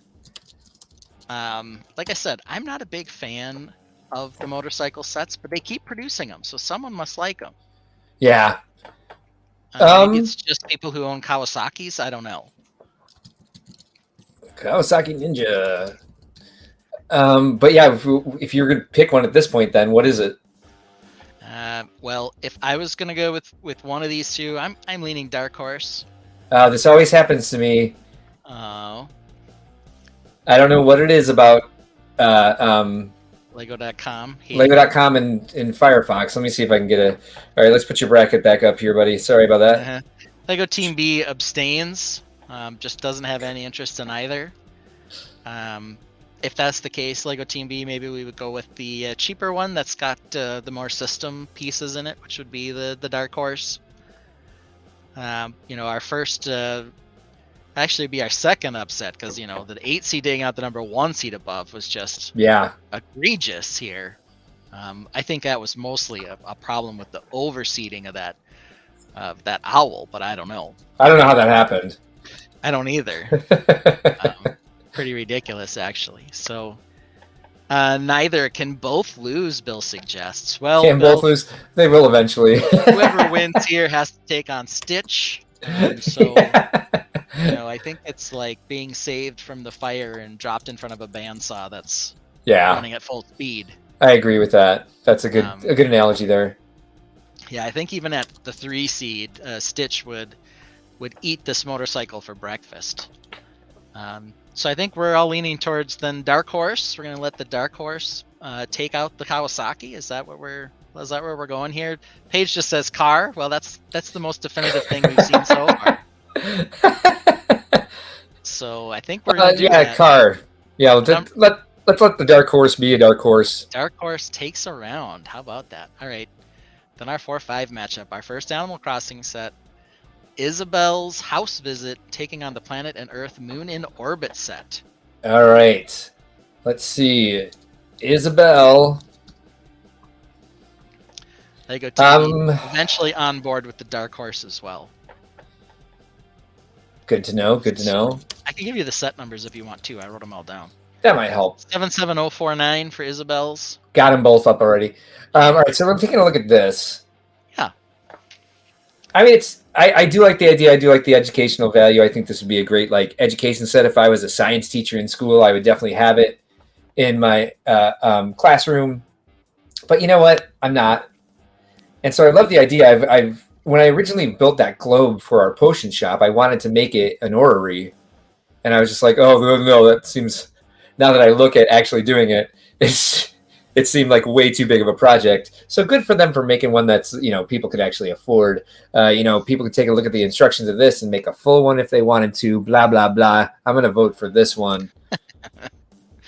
I think the biggest problem with the Ori having built it is that it's too difficult to tell exactly where March starts on the ring. Oh, interesting. So okay. it's like, can I really tell what moon phase I'm in if I have no idea what day it is? And it changes so much going through, the cycle that it's super, Yeah. It doesn't do what it's supposed to do from that respect. Parts wise though, it's got a lot of interesting Technic parts. But Yeah. It doesn't have any cute Fabuland / Animal Crossing figures. That's true. We got a vote from Lego Team B for 6. That was on the last round. Oh, whoops, sorry. But I don't know. Anybody got any feelings on our 4-5 matchup here? So here's one of the things I want to point out. Like, you see the flowers Isabel's holding here. This is what I was talking about earlier, trying to make hyacinths. I think that's what they're trying to do: stack these up and make them look like hyacinths. But they don't, because hyacinths grow more straight up and down than that. But so I tried to put them on one of those pirate torch pieces. Mm-hmm. And then they're a little bit too close together, a little bit too straight. So I was just like, I got to find a way to make some good hyacinths. Anyway, what's really innovative for me about these sets, I like the ability to change these windows out and switch the doors between things. I like that they're doing this more modular stuff. Bill Bartley wishes the moon was bigger. Whoops. And Paige Pritchard jumped in there right before I could click Bill Bartley's comment. Wish the moon was bigger for the April eclipse. Yeah, well, that's the distance is what causes that, man. So Paige Pritchard says the solar system one has too many small parts that are fiddly. No way they would last in a classroom. Oh, good point. So good thing I'm not a teacher, and I won't be having that in a classroom for kids to mess with and have to constantly put it back together. I think what's fun about these Animal Crossing sets, as Nicole said last week, it's like the playability factor and the amount of accessories and extra pieces that they give you to just kind of create and live in this world. This isn't the best construction for a house, but just like the modularity and the playability is what's really appealing about this for Animal Crossing fans, especially for introducing new fans to Lego through Animal Crossing. I'm going to vote for this one. I don't know what number it is. Apologies. It's a 5 seed. It's the 4-5 seed, so it's a close matchup. That's how it is. Supposed to be and intended to be. Of the two, I purchased one of them. It happened to be this Ori one. Yeah. Not gonna say it was my favorite build. Does have some tomato soup pieces that I'll eventually use. But this region seems to be the region of the underdog. 3 of the 4 matchups won by the underdog. Interesting. With only Stitch standing tall at a number 2 seed. I have the bracket updated in my Google Slides, so. Oh, sorry. We'll move it on. Okay. We will update it. Okay. At the end. So we head over to the Milwaukee region. Oh, okay. We've got our number 1 seed, the Mars Crew Exploration Rover taking on our number 8 seed, Aaron's Ninja Off-Road Buggy Car. Do we even need to talk about this one? No. I think this is a straight mulling where the 1 seed Oh, just yeah. does exactly what it wants with the 8 seed Yeah. and throws it off a cliff. Yeah, I agree. So we're taking a look at this thing, comparing it to this monster, this. this Yeah. monstrosity. What a This great is set. the You did build year this, of the right? Rover for sure. I did. Yeah. Lots of cool little things you can do with this. That's a chonky set. This is what the ACOB would refer to as girthy. We have the Tainted, they have the Girth Gang. Yeah, Paige Pritchard voted for Animal Crossing. Awesome, thank you. Yeah, I think this one definitely has to take it. I mean, I can barely look at this off-road buggy. It's hard to even tell what it is. Like, if it didn't say off-road buggy, I'd be like, does it fly? At least from this picture. Yeah. I'm like, what's happening here? These are supposed to be like rock climbing sets or something this round. Okay. I don't know, because there's a couple of different climbing type ideas in these various ones, but it does nothing for me, quite honestly. You mean you don't watch the show? I have watched Ninjago before. I have not watched this season, nor do I think these sets are making me think I should. Right. Shout out to the cute little baby dragon and whatever this gold weapon is here, with like the kind of a dragon head on it. Those are cool, but again, just as an entire like composition, this one takes it for me. You're buying this one to at least build it once. You buy that Aaron's mech one, or the Aaron's off-roader, purely to put into the parts bin. Yeah, 100%. Yeah, and VMAX says, yeah, baby dragon though. That's true. It has a cute piece, but it doesn't have any tomato soup, and it doesn't have those big chonky wheels. It doesn't have cool functions, and it doesn't just look like the daddy of Rovers. So I don't know. We'll see if Exploration Rover goes further, but I think this 1/8 seed is pretty definitive for the Crew Rover. I'm on board for that.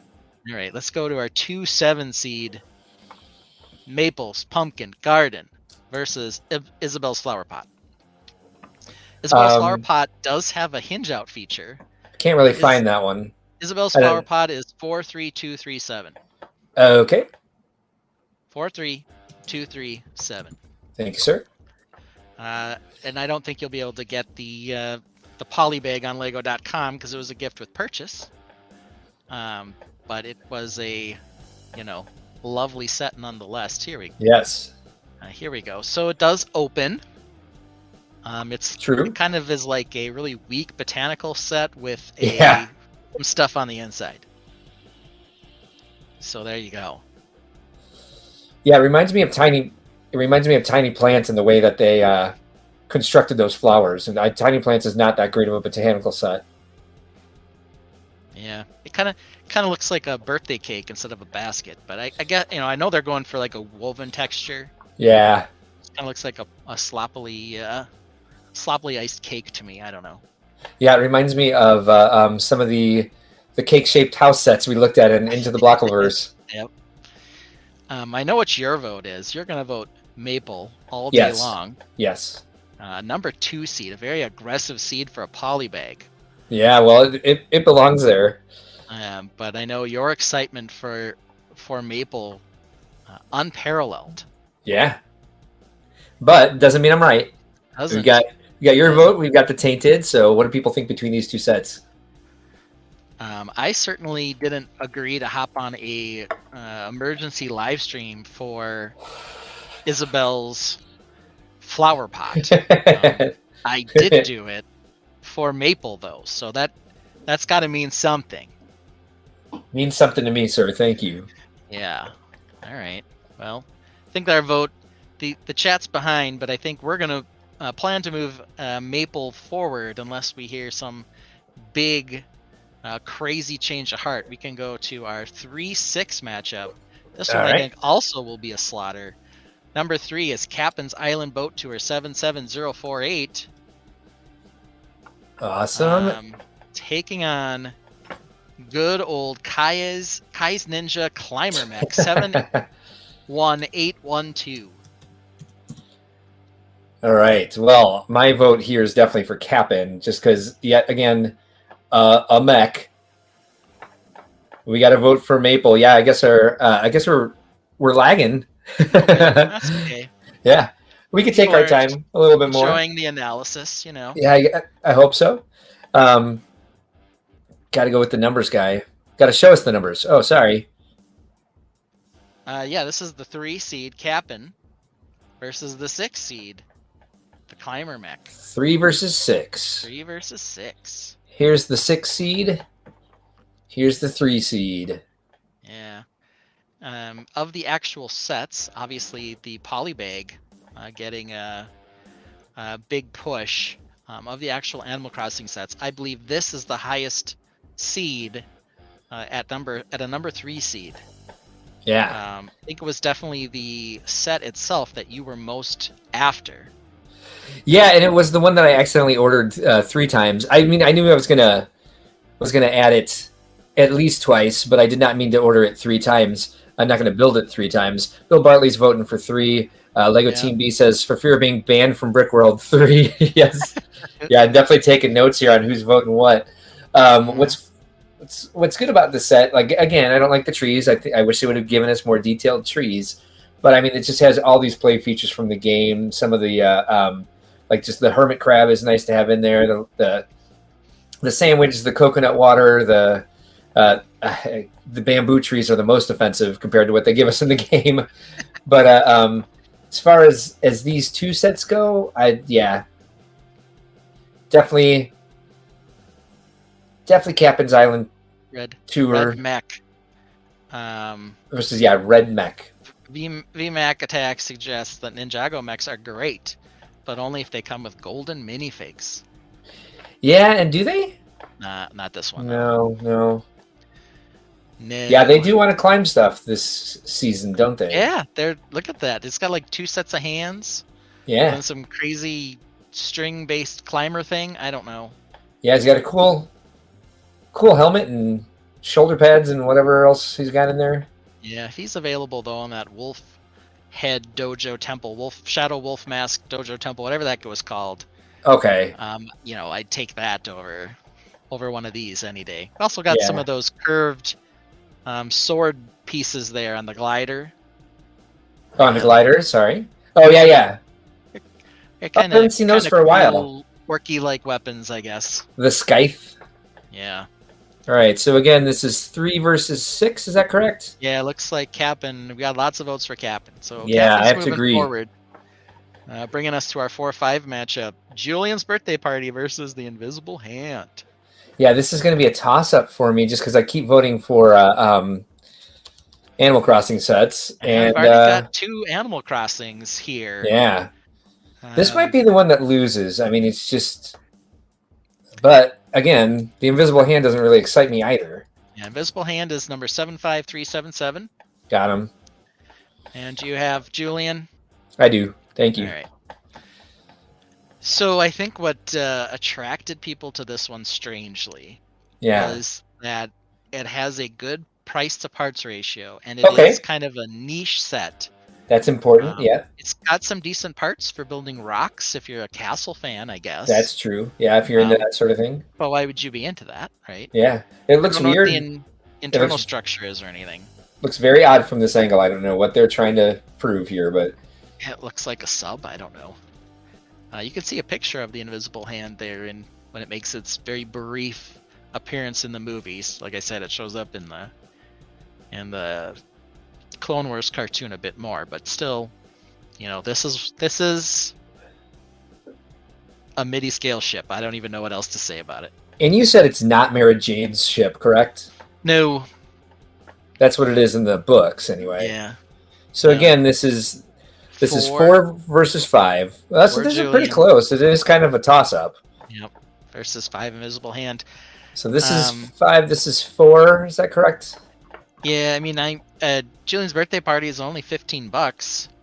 True. And it's got one figure of Julian, but that's it. How come no one came to Julian's birthday party? May I ask? I don't know. Yeah, that's what Nicole was saying last week, where she got enough birthday hats so that all the characters could come to Julian's birthday. Come to his birthday, yeah. Because I mean, come on, poor Julian.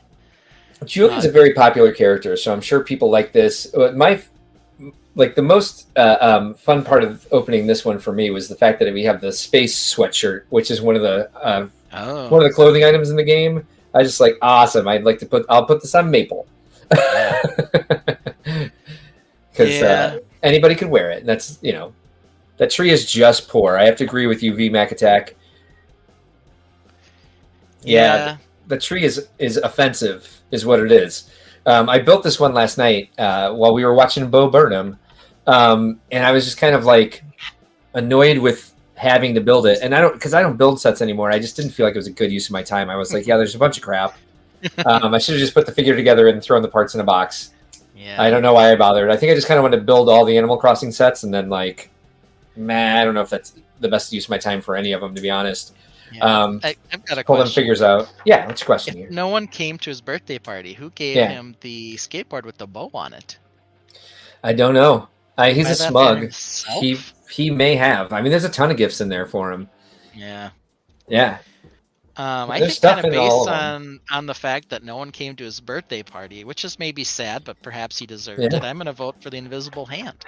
I'll go ahead and vote for the invisible hand with you as well. Okay. VMAC Attack doesn't like the tree, so take that as a vote for the invisible hand as well. So this is the 5 versus 4 seed, and it looks like we're giving it to 5. Yeah, it was a close battle. Yeah. But we have 2 Animal Crossing sets matched up in the next round, so we'll have to see how that goes. Good region. Oh, that's how exciting is that? That's going to be exciting and tough for you because it's Maple versus Cap'n. Oh no, that actually is going to be tough. I know. All right, moving on. All right, let's go to Grand Rapids. Grand Rapids region. Let's just say the number 1 seed wins here.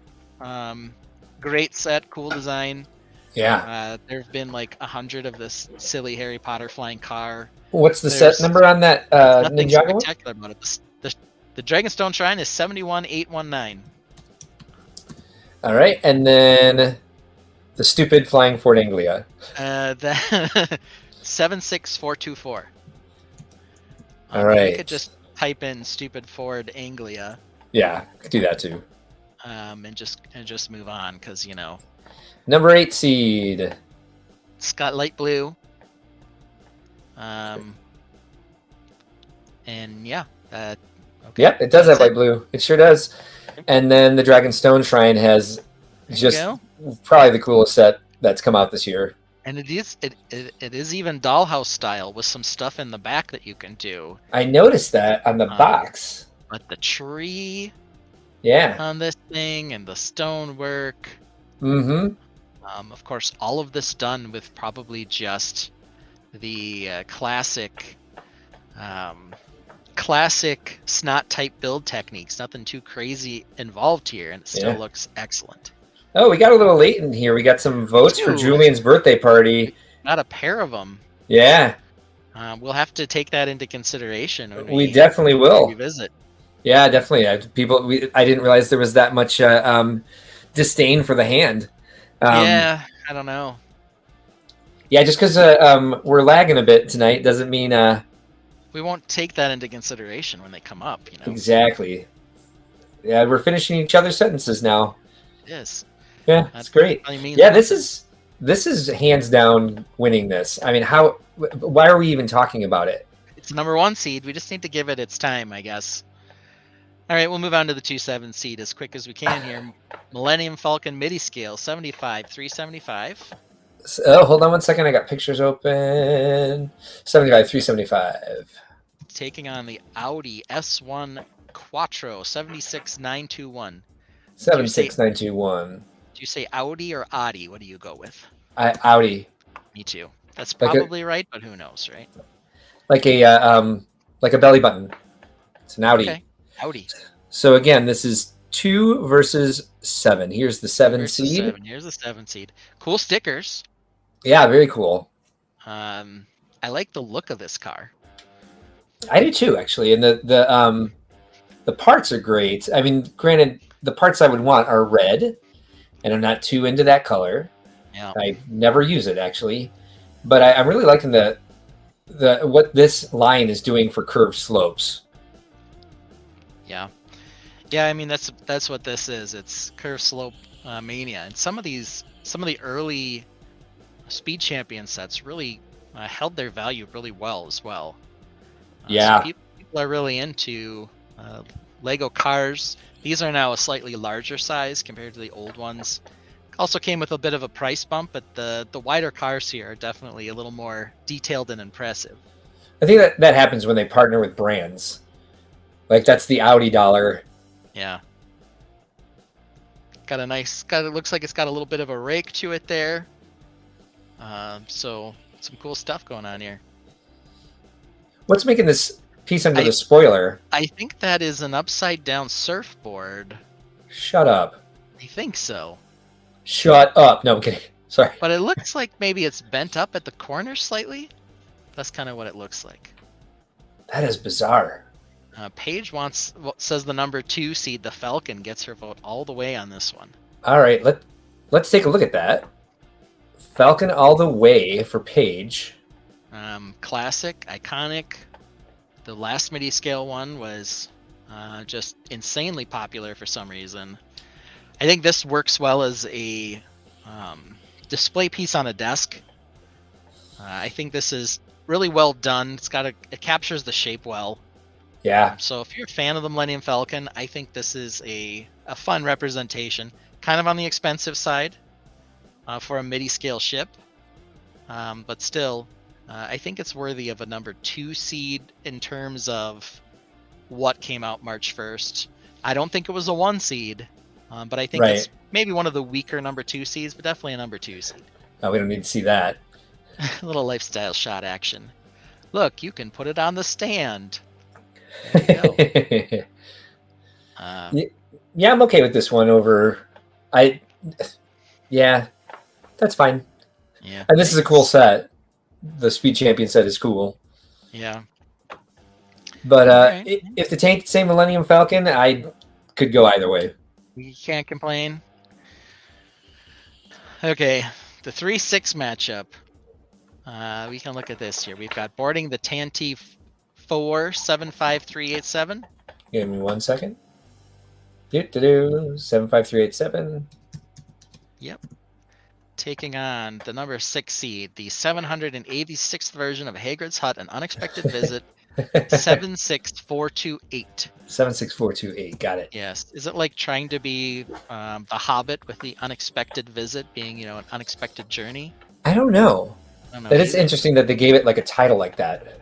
Yeah. Maybe because they're like, well, if people just start looking for Hagrid's Hut, they're going to come up with 742 different versions. Right. So we got to give it a subtitle so they find the right one. It's got an excellent interior, I have to say. It does. Yeah, I like the interior. It does. Quite honestly, if it wasn't for the fact that there had already been 16 of these silly sets already, right, I might vote for this one. I'm not sure I like just a hallway playset, but the hallway playset does have a good number of army builder figures, which I know will make it popular with some of the tainted. Fluffy. Yeah, I'm sure. And this is also, by the way, a lot of great characters in this set. This is a great representation of the scene from the movie. I mean, this is just the hallway. Yeah. I like this. I like the choke there with the 1x1 stud underneath him. Right, the magic floating pieces. Anything floater. Transparent, it's magic. Yep, the levitating floater. So yeah, I ordered this set. I didn't order the Hagrid's Hut. I haven't built this one though. It hasn't been like so compelling that I want to build it, but I'll probably get around to it eventually. I don't know that it'll stay together, but there's a door sliding mechanism that looks like it might be interesting. A lot of good play features in here. Like they can shoot each other and go pew pew and flip off with the little. Yeah, interesting levers. That they made just this one wall longer so you can get the sliding door, but didn't decide to just make the hallway the same width. But yeah, VMAC Attack suggests that the Rogue One setup would be better. Hallway setup would be better. That scene was great. Yeah. Everything in Rogue One was great. To be fair. Everything about that movie. But yeah, actually, that scene in Rogue One when it's Vader at the end of the hall, and he turns on the lightsaber. It's just like, uh-oh, those guys are in trouble. Yeah. Yeah, that was much better than this one. So I guess you could, take the stormtroopers out and just pretend that it's that set instead. I guess. Though technically that wasn't on the Tantive. It was on the capital ship holding the Tantive, but still a cool set nonetheless. Yeah. A cool scene nonetheless. Yeah, we've So got, where are we this going isn't- here? 3-6. I mean, just again, based on the fact that we've seen so many of these, unfortunately, I would say it's a kind of a knock against this set because this is a well-designed set, like the characters in it. But I think Boarding the Tantive is going to take it for me. Paige is voting for Hagrid. Yeah. Yeah, More I mean, for a variety set, and coziness. I would buy it because I buy for just parts. I would buy Hagrid's Hut over the Tantive 4, so I don't collect that way. What was the price on Hagrid's Hut? Let's take a look. We haven't done a lot Hagrid's of price Hut. checking here, but No, we haven't. I keep opening the pictures. We can start with the price from now on. $75. $75. What are we looking at for Boarding the Tantive? Yeah, nearly 900 pieces though. I think this one's 55. And 55, just over 500 pieces, 500 but pieces? 7 figures. Versus 5 at Let's get Hagrid's. Fluffy and Norbert. Yeah, I mean, I guess price-wise, I think it might be a bit of a wash. It's less per piece for Hagrid's Hut than Boarding the Tantive. But Tantive has more figures, so I mean that's kind of the trade, right? So, like I said, I think they're maybe fairly close to even there. I'm surprised Hagrid's Hut has almost 900 pieces. Yeah. But maybe part of that's because they did, a pretty detailed interior. So Yeah, that might be I it. could be persuaded to vote for Hagrid's, even though, it's version 900. Doesn't mean it's the worst version by any means. Yeah. But I think that is its biggest knock, is so we've seen this before. I could see that happening. I could see number 6 upsetting number 3 in this bracket. It's like Kentucky or Gonzaga. They just make it so often you just kind of get tired of seeing them win, and so you're like, yeah. I just want to vote an upset on that. 75 for a Hut, says VMAC Attack, yes, but it's also 55 for a Hallway, so Right. Pick your poison there. Yeah. All right, well. And it's not just a Hut; it's an unexpected visit. Very unexpected. Yeah, look at that. The only votes we have then, Mark says Hallway. Yeah. Paige says Hut. You said Hut. I guess I'm leaning towards Hut, even though, honestly, of the two, I own the one that I'm not voting for. Right, and so there you go. And VMAC Attack seems to be leaning towards the Tantive, so I'm not sure if he's actually voting for it or if he's just saying that the price for Hagrid's Hut is too high. Yeah. Would you spend $75 at Pizza Hut? No. The answer to that is Mark will say, I wouldn't even go to Pizza Hut. Right. So. Okay, well, we'll leave that one open, see if a lingering vote comes in. But if it ties, we might have to give it to Tantive. Tie goes to the higher seed, I guess. But we can see another vote come in. Let's move to the 4-5 matchup. Tell me when you're ready. Go for it. VMAC Attack says yes. Vote Hallway. So we got. Number 4 seed is the Talking Sorting Hat 76429. Got it. Versus our 5 seed, the Forest Animals Red Fox 31154. All right, so let's take a look at the 5 seed first. This might be my favorite 3-in-1 that I've seen in a long time. This is cute. The Fox looks great, but the alternate models also look really good. A lot of great parts too in dark orange. Again, dark orange. If you're into doing stonework, it's nice to have options, especially if you do in the warmer tones, which I need to start doing because it'd be so much more interesting than just working with the dark gray I always work with. Owl, very cute. This is much better than the Hagrid. Much better than the Haggard Owl. I'm still so confused at how we got that Haggard Owl. I don't know what's MIDI scale Haggard Owl. I don't know what's happening. Hedwig, you mean? What did I say? Hagrid, but it doesn't matter. Oh yeah, you know. So stupid, no one needs to remember. And then the squirrel. The squirrel's adorable. So that's option number 5 seed here. Yeah. Versus the 4 seed, the talking sorting hat. It has something like 130 sounds it makes. Isn't it something crazy like that? So this is 561 pieces for $100. True. I think all of the values probably in the talking feature, I guess. Perhaps. This is 667 pieces for $50. This also has a lot of great rockwork pieces in it. And it has some burps in there. Some lurps or whatever you call them. Yeah, it's a lot of brown. Smurps, I don't know what it is. And the other thing about this one is I still can't get over the lifestyle shot when they're putting the little hat on their head. Oh, I'm dead. But it like doesn't fit the head at all. And so there she is holding up there with a smile. I'm just like, oh my goodness. All right, we are getting some strong opinions here. Paige Pritchard says the fox, but the owl version. VMAC Attack says that fox is probably the best model Lego has made in this series. Mad props to the design team. Charlie Kaufman says fox all the way. All right. Fox all the way. Yes, I also liked the fox better here. These 4-5 matchups are sometimes a little tricky. Mm-hmm. But I really do like this fox model. I also want the dark orange. I want the nougat pieces. Yeah. I would like to be able to find this more readily. It's hard to find it at retail. I've had to buy them directly from Lego, which isn't the worst thing in the world. No. This is the kind of set I wouldn't mind sitting on a shelf too long at Target and going on clearance. Yeah. For $10 off, and then they're, an insane deal instead of just a good deal. And then you buy 3 of them to get all that dark orange. Build all 3 of them, yeah, and then collect all that dark orange. Yeah. Definitely. Right, well, looks like a clean sweep for the fox.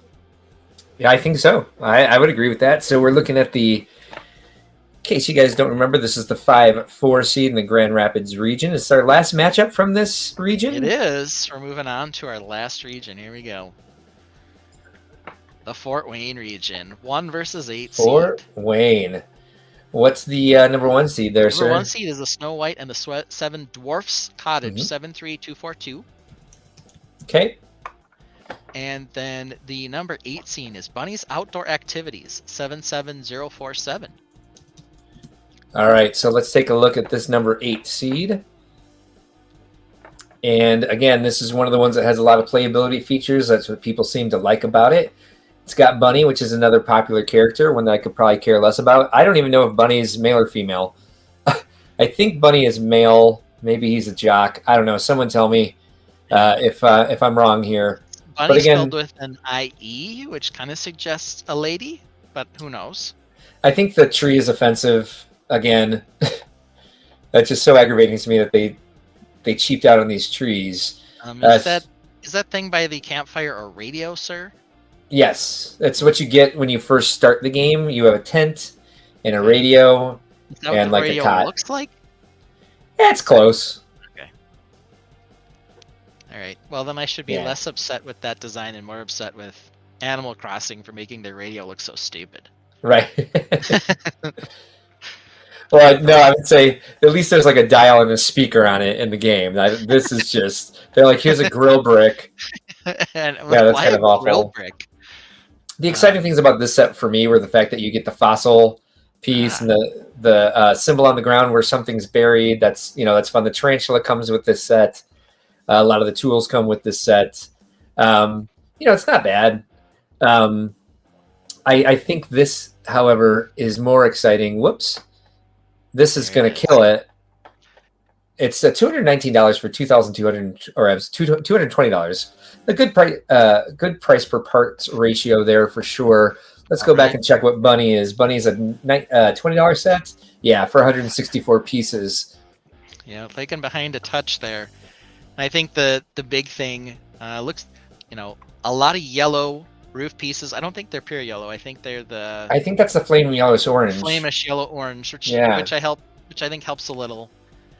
Mm-hmm. Lots of nice stuff in this set. You get all 7 dwarfs. Apparently, you say dwarfs instead of dwarves. Oh, really? Okay. According to the name of the set. I say dwarfs. I don't Yeah. like the W in that word. I just like to say dwarf. Well, regardless, that's the title. It's probably the name of the actual movie. I don't know. Yeah, I think you're right. Lots of nice details here. Looks like lots of stickers too, but as long as you can handle the stickers. An accent of flannel. It's probably a Nirvana fan. Referring to Bunny's outfit. I think there's a lot of general love for the Snow White set. Yeah. It is number 1 seed. As far as Lego sets go, I think this one absolutely trounces Bunny's outdoor activities. I mean, most of the 1/8 seed should be pretty obvious, except for our Indianapolis region, where it was a little correct, little a tricky, little funky there for some reason. I don't know what happened there. I don't know either. Always a surprise going into March Madness. You never know what to expect, though. Yeah. I think everyone's pretty quiet on this one because there's no strong opinions for Bunny. I think everyone's just accepting the inevitable win for Charlie Kaufman. Who Charlie Kaufman says, they still look like gnomes to him. Fair enough. All right, we'll move to our 2-7 matchup. The 2 is the Mercedes AMG F1 4. The set number is 42171. 42171. Okay. And that was facing off against R2D2 75379. Don't get the wrong R2D2 up there. Yeah. 75379. All right, so we're starting by looking at our number 7 seed here, R2D2. $100, 1,050 pieces, and we have the special character of what's his name? I think it's Darth Malik, but maybe you can find it on there. I don't even know. Darth Malik, you are correct. All right, there we go. It does come with like a little UCS plaque, I guess. Okay. But they've got, another version of R2D2 sitting out there already. Yeah. This one is just like 2/3 the size or 1/3 the size or something. It's not a bad design, though. Literally right next to each other on the shelf. Yeah. So, this Lol sphere as the head is interesting. Yeah, not bad. Yeah. It's a good design. Get some figures with it. Yep. Sure. And then we're taking a look at this as well. It's the Mercedes AMG F1 W14E Performance, 220 for 1,642 pieces. We're always going to be a little bit off with the parts count in the Technic sets because these panels are so large. I like that they're making these design panels now. Yeah, the panels are large, but then you also get pins as sort of the alternative bit there. Paige is voting for R2E. She likes R2E. Charlie thinks it's overdone. Indeed. So we've got a split so far in the Tainted. W14, good partner for the McLaren from last year. All right. What are you leaning towards here, Ben? I think my issue is I like the R2D2 set. Okay. In terms of design, mm-hmm. The fact that there's another one out there on shelves now, really bothers me. I'm just like, can we just do one at a time, please? And that just, aggravates me. What's interesting here, though, is that this Mercedes car has both this big version and it currently on shelves has a pullback racer. Interesting. That's the same model. The pullback racer didn't make the tournament, but it's another one of those things that's seemingly very confusing. You want to make sure you're getting the right one. Their prices are very different, so it's not like you should be confused by that. But it's really weird that they have two of the same set out at the same time. Paige likes the R2 because maybe it's setting up for a C-3PO later this year. I don't know that we can, vote for it based on that, though. They can vote for however they want. I'm just saying. So I don't know. I think there are probably a lot of people who just aren't Technic fans. Perhaps. But in terms of the look of the model, I think that the Mercedes car is absolutely gorgeous. I bet there are a lot of cool techniques. Yeah. So I'm interested in building that one more so than RGD2. Well, from the chatter we've had, it looks like people are leaning towards the Mercedes. I'll just go ahead and vote for R2 since so Paige doesn't feel alone. But it sounds to me like Mercedes won it here. Fair enough. Let's move to our 3-6 matchup. It's going to be the heavy cargo VTOL, which is 42181. Okay. Taking on the Hogwarts Castle Owlery 76430. All right, so let's take a look at this lower seed here. It is the Owlery.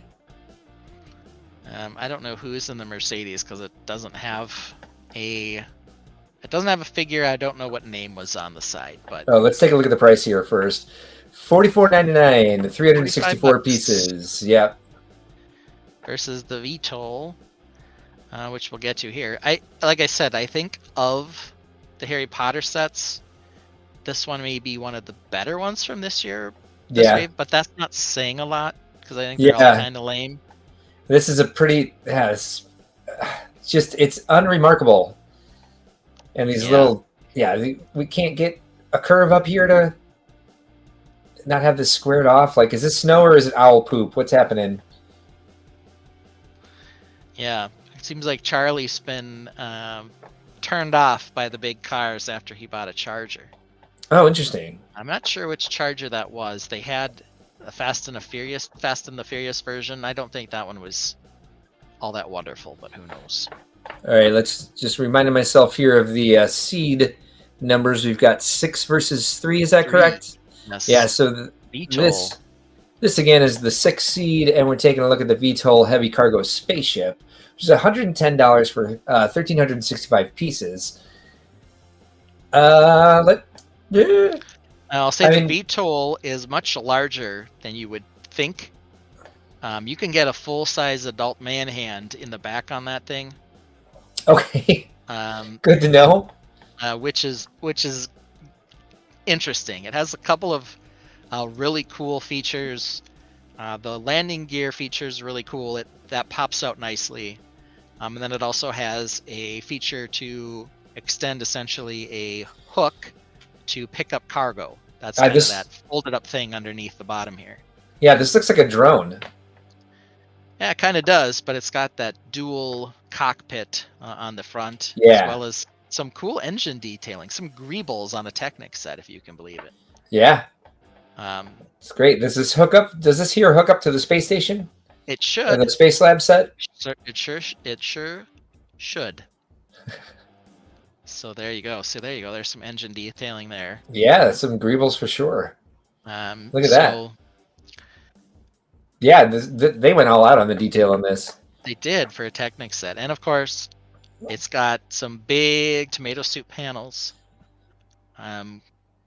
which I really like. So, for me, it's the VTOL, but let's see. What does everyone else think? Well, VMAC Attack says it's mostly old parts and rust. Is he referring to tomato soup as rust? I think maybe he's mad about the Charger. I'm not sure. Yeah, I don't know either. But I don't know. VTOL wins on swooshability. Yeah, I agree with that. Power makes a terrible airship. You are correct. On that logic, I also vote for the heavy cargo spaceship. Yeah. We'll see. This one could be interesting next round because it's going up against that Mercedes. Yeah. We'll see where that lands us. All right. And then our last matchup before we sweep back through and take a look at the bracket updated. It's the Wolf Mask Shadow Dojo 71813. 71813 against the McLaren MP4/4 with race car driver's name who you should have memorized because I didn't. I don't remember. We'll call it Mr. Senna, I think was the driver's name. What was that name again? Oh, the number again? Sorry. 10330. 10330. And V Mac Attack did send me a picture of his, which is proudly displayed on his shelf at his home. So that's what was on Discord. All right. Let's see here. Let's start with just because I know there's going to be some controversy on this one. Let's start with the higher seed. This time we're taking a look at the Wolf Mask Shadow Dojo for $120 with 1,190 pieces.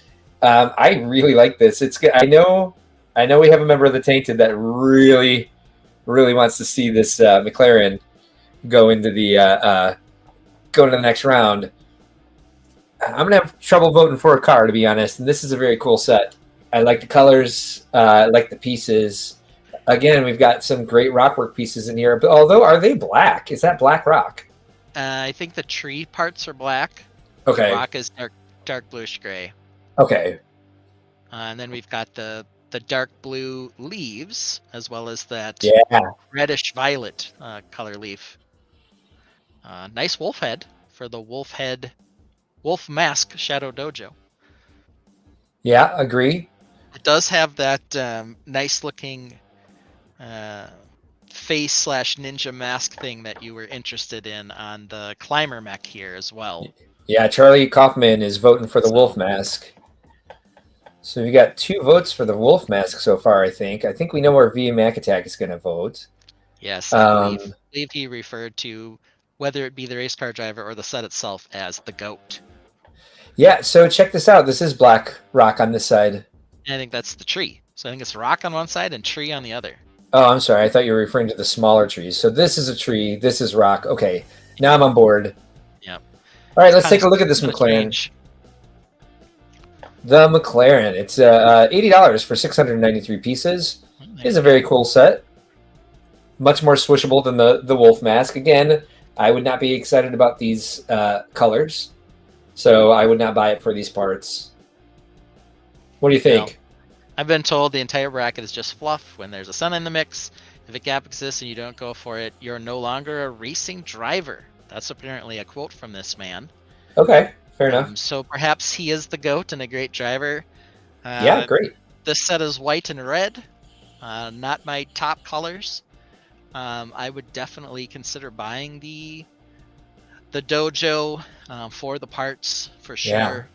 The figures are a decent bonus. I'm not sure it will be able to take out Snow White's set in the next round, but that's for the next round to decide. For this round, I'm voting for the wolf mask.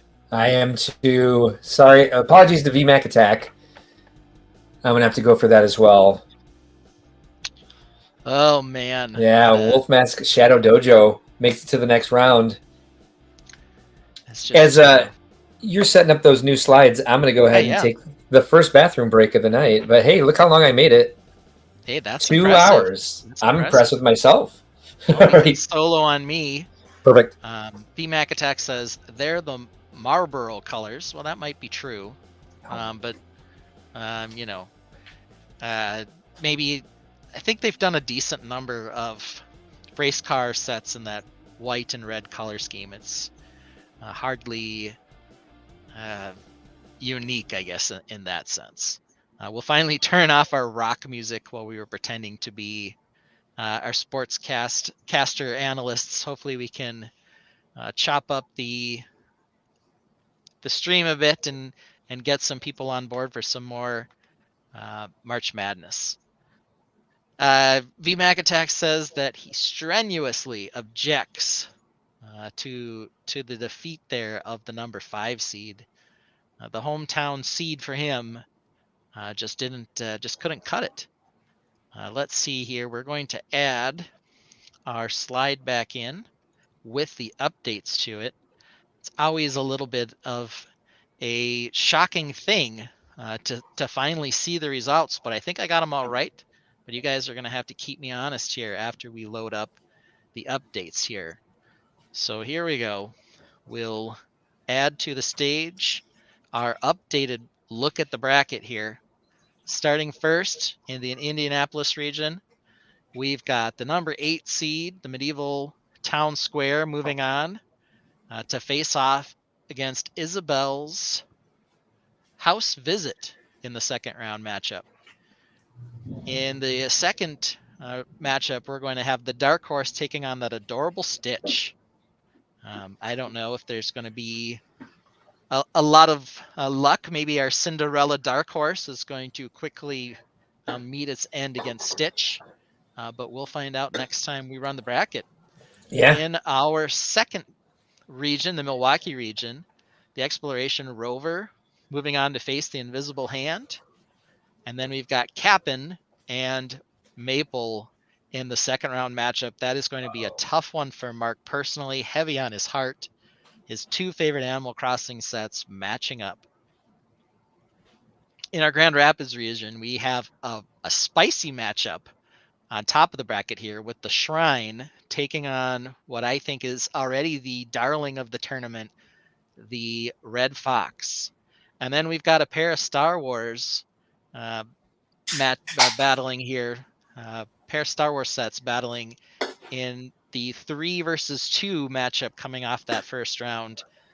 The Tantive Hallway taking on our MIDI scale Millennium Falcon. And then in our final region, Fort Wayne, we've got Snow White and her cottage with the 7 dwarfs. Actually, it's probably the dwarf's cottage, not her cottage. That's true. Taking on the Shadow Mask, the Wolf. I got to get this name right because we're going to be saying it so much. Wolf Mask Shadow Dojo. Yeah. Got to try to get all those words in the right order, though. All right. Taking on the VTOL, and the VTOL is taking on the Mercedes AMG F1 as our final one. Well, thanks for sticking around with us, VMAC Attack. I know you're disappointed, and I actually feel bad. I was like, I have become disappointment destroyer of brackets. Yeah. I love people with good senses of humor. Hey, all right. I mean, he had a favorite. It didn't pull through. That's what March Madness is all about, man. It is, you know. What any thoughts before we move into this next phase of the tournament? I don't think there were any massive surprises. Yeah. I do really think that it might be interesting in the next round to see how Dragon Shrine does against the Red Fox. I think that one might be a spicy matchup, more spicy than you're anticipating. Yeah, I'm excited. So I think there's a couple of matchups that'll be a pretty easy solve. But I think there are a couple spicy ones that we got going. And my thoughts on this portion are we should maybe pick it up just a little bit because I told Matt that I'd be able to eat at 10. We'd be done by 10. So next time there'll be fewer. All right, perfect. Obviously, because the bracket shrinks. Yeah. Okay. Oh, obviously. So then if we go to our run of show, we're going to talk about Marvel Bows to Batman Animated Madness. Yep. What could I possibly be talking about? Well, of course. So we're leaving it there till next week. For sure. Oh, all right, cool. That's fun. Oh, all right, great. I thought we were gonna go through the whole thing tonight. Yeah, we can take it. We can do whatever we want now. We got 45 minutes. I told Matt I'd be done by 10. We got time. Perfect. Batman animated series Gotham City. This set announced this week. It is another one of these sort of painting type wall hanging art sets, but it's 3D. 2D but 3D, if you kind of get my drift there. Yeah. Very beautiful set for sure. $300 though. It does have 4,000 pieces, but I'm guessing a lot of plates and tiles to sort of achieve this interesting design and look. Yeah, it's very, very stylized. Very. And it is for the animated series. That is what they said it was for. But here we get a look at the figures in the set. This gargoyle holder stand thing matches the ones they've done for some of the other Batman ones. So it's nice that it's consistent. That's awesome. But some very nice figures here. You can see the Joker's got the super yellow teeth like he does in the animated series. We've got gray Catwoman, another version of Batman, and then a Harley Quinn with, it looks like a gun with a cork on it, perhaps. as Yeah, opposed to a hammer. I don't know what her weapon of choice was in the animated series, but I don't either. I believe there we go. the Joker in the animated series was voiced by Mark Hamill. Yes, they've had several different voice actors over the years. Mark Hamill, one of the better ones. Very good Joker. Here's a close up of some of the detail of the 3D builds. Here we got Batman standing on top of a tower as a little tile representation. That's cute. Yeah, we got the bat signal. Um, there's the Joker, probably inside the chemical plant here, it looks like. Or is he breaking out of Arkham Asylum? Well, I think he's saying he's right over like an ooze vat here, an Oh, you're acid vat. right. That is an ooze vat. Pretty sure Yeah. that's ooze. And there's Catwoman with the cat paws stealing something. And then we've got the Batcave down here with that adorable Batmobile. Looks like this part,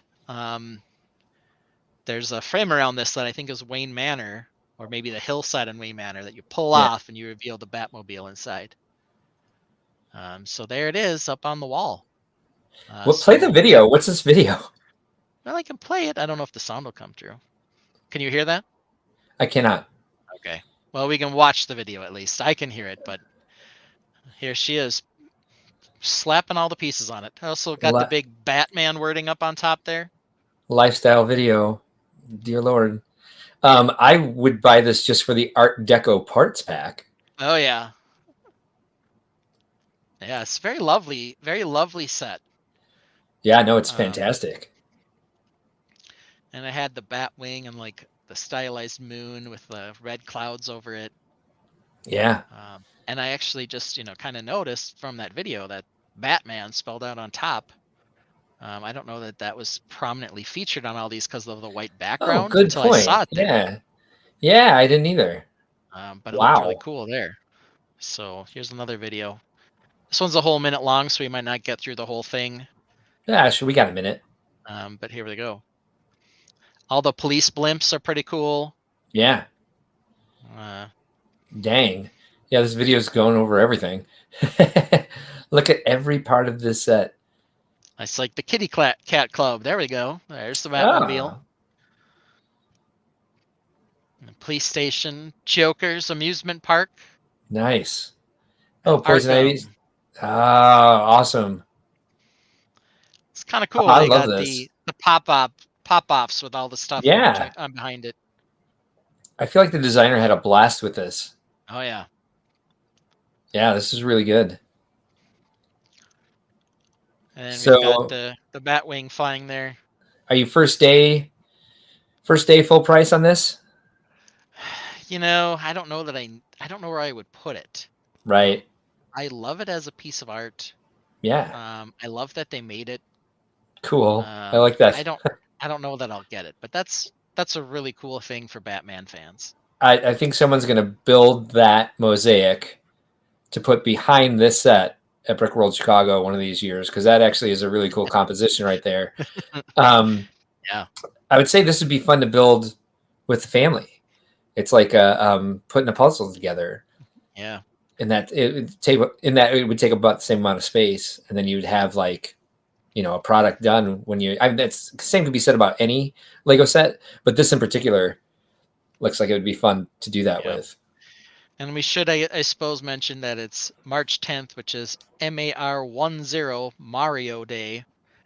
So you can get, I think, 10% off Mario sets or something. It's not something that, I was excited about, but it is out there. A couple other sets that I don't know. I did just notice that. We really explained or went after or talked about. They have this cute Bowser train. I'm dead right now. That is so adorable. Not coming until August 1st, but I guess maybe as part of Mario Day, they wanted you to know about this thing. Oh, man. That is fantastic. Yeah, there's a couple up here I haven't seen before. The King Boo's Haunted Mansion is really fun, too. Let's move on. Next. Yeah, I was going to say, let's take a closer look at this one. Wow, dude. This is great. There's the buildable figs from it. Yeah.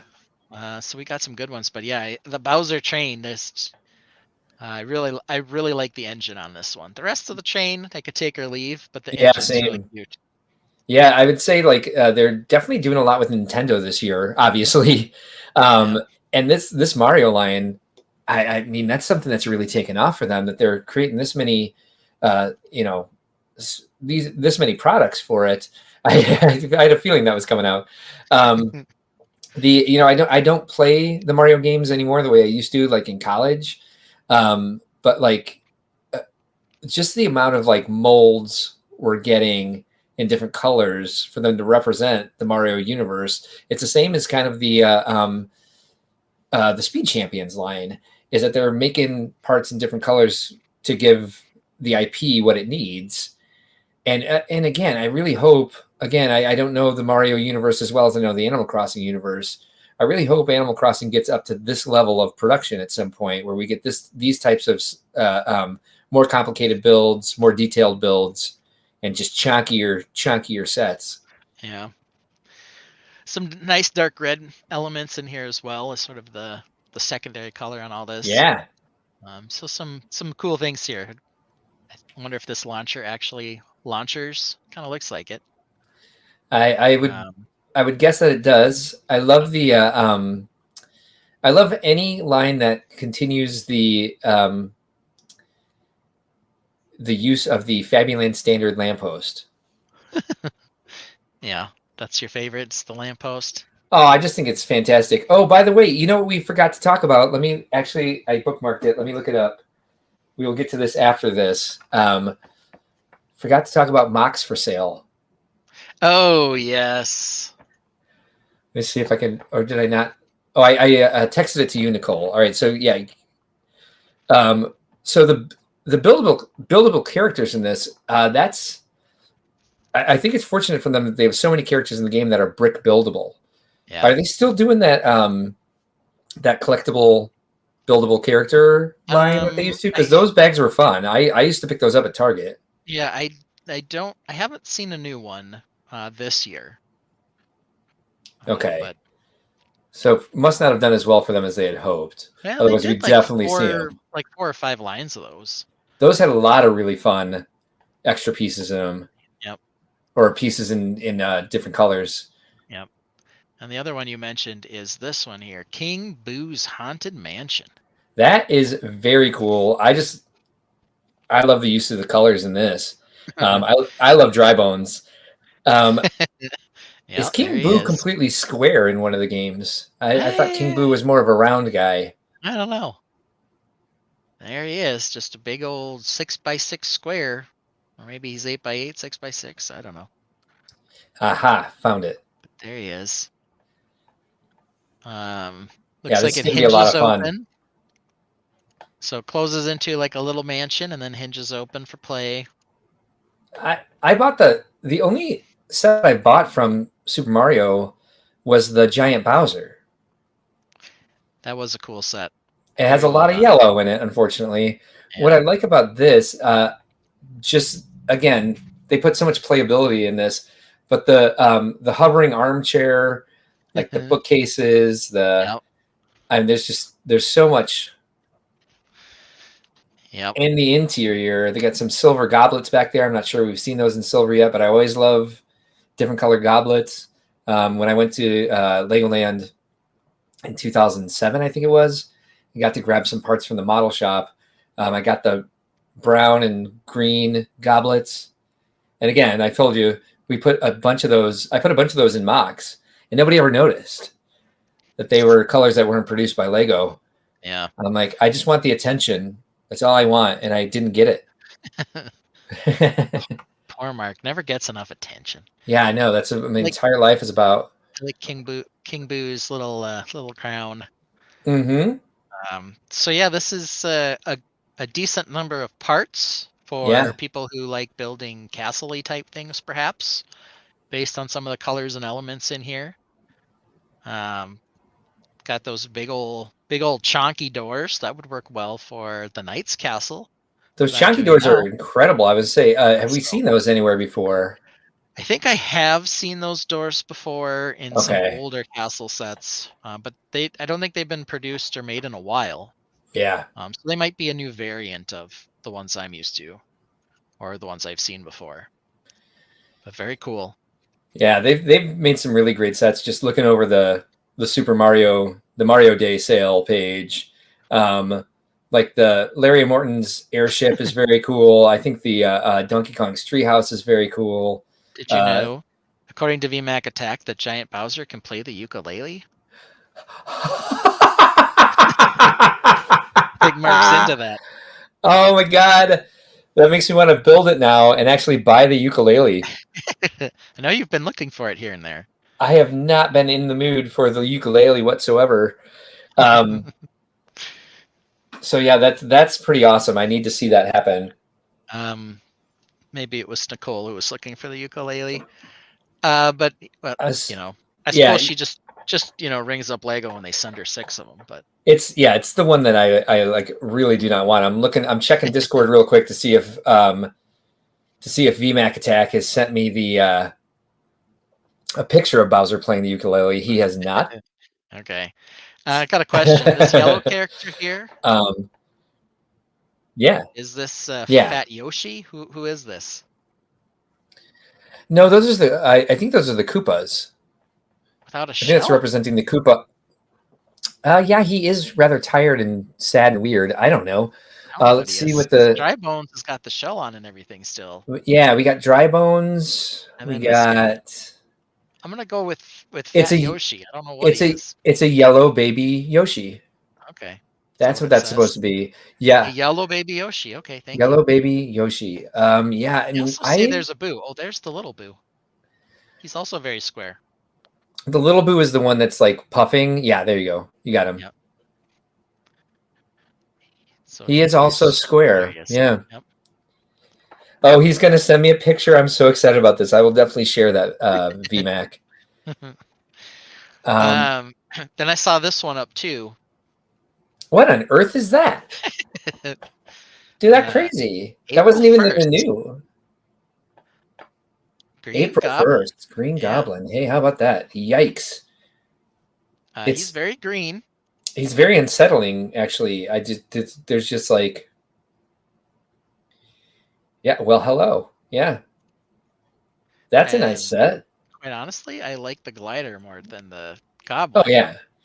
Well, But what's the set number here? 76284. I just want to see it on my screen because my StreamYard picture is very, very small. 762. There we go. 76284. Come on. Yeah, 84. 284. There we go. My question here is okay, so that's mostly brick built. That's not like pre-panels. Yep. And there's a lot of good green in here, and I like to put green in my rock work. So I think I will definitely pick. Hey, they got the creepy fingers. They do. Yep. They got the one-piece printed mask face thing that they've been using for these construction figures. These aren't quite construction-y. They're sort of the upgraded construction-y. Yeah, I was gonna say it's a bit bigger than most of their construction figures that they've done. Now, how did you find this? Because it wasn't on the new page. Yeah, I was just so I originally came here to try to get the set numbers for our bracket, but it's annoyingly you have to click into each picture to get the set number. So I got them a different way. But while I was here, I happened to notice this one, and I said, I don't think we've talked about this one. Right. So I just thought I'd throw it up there. I saw the Mario ones; they were perhaps more interesting than this one, but Marvel's trying to strike back at all the Batman dominance for these big sets, because it's definitely been more Batman heavy than Marvel. Marvel's given us 2 Hulkbusters. Yeah. And that I'm guessing didn't sell very well. Black Panther bust because it was way overpriced. I don't know why I'm saying yeah. I don't pay close enough attention. So you're giving me new information. Well, we've got we had the Batman Batcave Shadow Box. We've got the animated series one now. I think we had another large Wayne Manor set. Yeah. So there've been quite a few UCS style Batman sets, and the Marvel ones have, we've got Avengers Tower, but we've gotten 2 versions of the Hulkbuster now. I think people are burnt out on Hulkbusters. Probably. So Batman seems to be a little more popular than any single Marvel character. I think the Marvel line of sets is better than the DC ones. I agree. Except for the UCS Batman ones. So Well, right. They seem to have a little bit more power behind the Batman yeah, for IP for sure, sure. I for sure. still really need to see Lego Batman movie 2. Looking forward to seeing where that goes eventually. So Ben, Yeah. the site that I shared with you and Nicole where they were selling my mock Yes. is Is down. is it gone now? Yeah, I don't know why or Oh how. man. Man, they were going to sell my mock or any other Fabuland mock for $26.88. Yeah, it was 20x88, 2588, 2688, all Yeah. kinds of interesting mechs. Didn't even matter the size. They were all 2588 or 2688. Yeah. Let me see if Um, I can find real quick a picture of the mock that they were selling.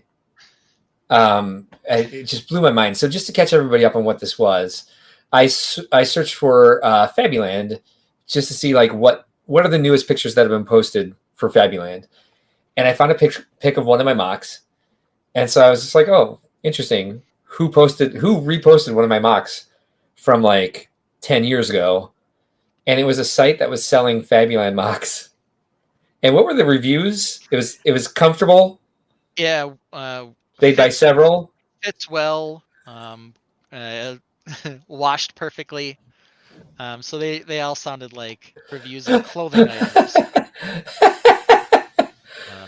So yeah, And it, one was like stylish. mhm.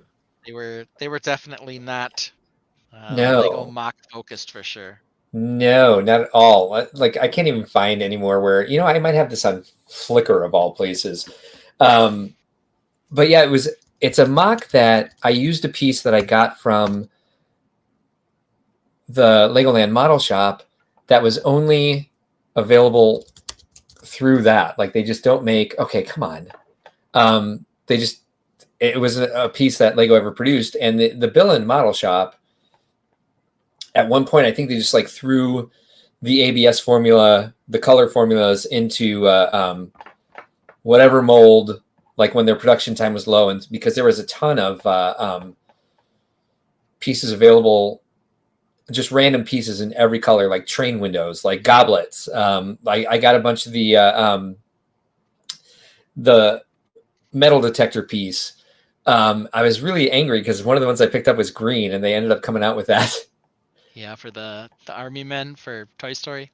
Yep, I was like, hey, I had this and it was very special. And I didn't get any attention over it, so therefore it's bad and wrong. Let me Oh, see. it's just Fabuland run in Builders the mail. Guild. Right.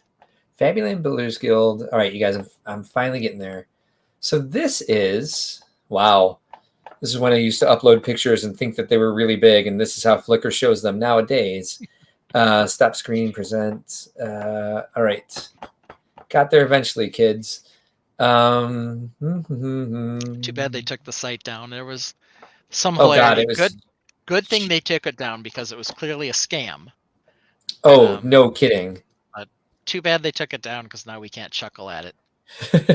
So this So, was the mock that they were selling. It's Carolyn Cow's ice cream shop. I mean, this was a sticker that I cut into a circle. This is like an existing Fabuland sticker. I cut it into a circle for this. Look at me putting see, they talked about this last week. Where's the frogs? I used to put frogs in Rick, all of my earned mocks. it. There you go. And so, yeah, I love putting ivy on things. It's just a thing that I do. So, I mean, this is honestly like 10 years ago. But like this piece right here, the Fabuland Standard in tan, picked up from the Billund, Legoland Billund model shop. And again, I posted this. Nobody ever noticed that this wasn't a piece that they produce, that Lego produces. Um, so I didn't get to feel special about that. But for this to be, because we have friends in Eurobricks, it would be Pete and Crystal that have had their mocks reproduced by an overseas company Yep. and sold. And like Pete does a presentation about it, like what you can actually do, but just mostly about the experience itself.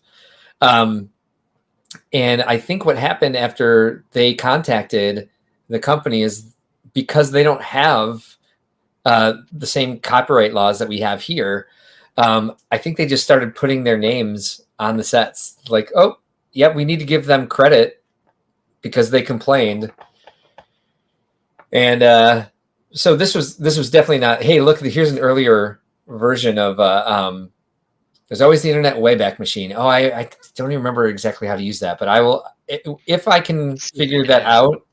I will. Here, the link is in our text. Look at my fountain, you guys. See, I threw a bunch of 1x1s into the bowl, and then I have that's water shooting up into the air. This is very 10, 12, 13 years ago, Mark.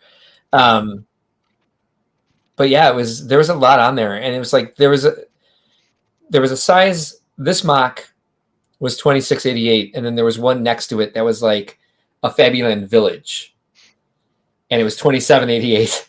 Mm-hmm. That extra dollar. It's like, really, if this is really stretches. Yeah, you get a lot of bang for your buck in that for sure. So this is maybe 500 pieces, let's just say.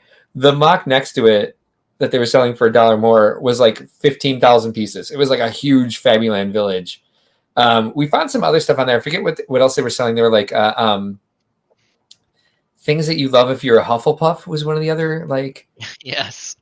Yeah, it was like 31 great gifts for a Hufflepuff. Yeah. Like that. They had a whole thing on Fabuland, and they titled them Fabuland Mock. Not like they didn't give them a classy name. They just all were titled Fabuland Mock. Yeah. And they had several. I didn't know that this was a whole sub theme, but you had introduced me to Lego Star Wars Fabuland. They had 3 or 4 other Lego Star Wars Fabuland builds for sale for $25.88. And I think maybe that was one not real, everybody. Right. Very, very, very not real. This is not inside the ice cream shop, by the way, if you're still paying attention to the pictures. This was the apothecary that I built. Let's get to the pictures of the whole thing. Let's see. Did I use any rare pieces in this one? Your fox looks mischievous. Apothecary-ish, right? Yes. He was the alchemist. Oh, I did. Here's a great example of like using the very light gray brick that I have. So it doesn't really not look like anything but white. Without white to look next to it, you wouldn't know that there were 3 different gray colors there. So that's the very light blay, which I have because I traded what we needed a lot at the Legoland Studios was people to bring in parts when we had parts that we either couldn't get or that like weren't going to be in time to get a model complete. They would trade parts with us for us to bring them in out of our personal collection. So I traded for these, and we got a bunch of very light gray brick in because Prince of Persia, those sets, every piece that you see in white, in the first wave of it, it was all very light bluish gray. And then they changed it. Yep. And I told you, I only have one part in very light bluish gray, and it's a 1x1 plate. And I got a whole bunch of them at the Lego store. They used to sell like these prepackaged things. It was probably like 10 years ago now. They don't do it anymore. Yeah, they'd have like I remember those prepackaged grab bags that had odd colors in them, and one of them was a bunch of these light bluish, very light bluish gray 1x1s. I probably have some still. So bizarre. So bizarre. So bizarre. Oh God, that song. Probably have some still. Let me see if I can find them quick. Let's check out this piece that just going back to our discussion earlier about between the trans brown and the trans black. Add to stage. Oops, sorry, Ben. Okay, you're just looking at my butt. I'll solo it. There we go. I'm going to look up this piece that Charlie Kaufman sent me on Discord because this was the piece that he thought was trans black. So we're going to check it out. It wasn't one of the big. I was still imagining that was going to be a giant. Yeah, I do remember these coming out. What does Bricklink call it? trans red, trans dark blue, trans brown, old trans black. So yes, they do say that this was the lighter one, and trans black has replaced it, which is darker with a little bit of a purplish tint. So Yeah. got that out of the way. I'm gonna So look up some Wayback Machine. Here we go. Here is the two colors together. Let me put it on something. Okay. See if we can get this to focus. There we go. Dang it all. So there you can see it.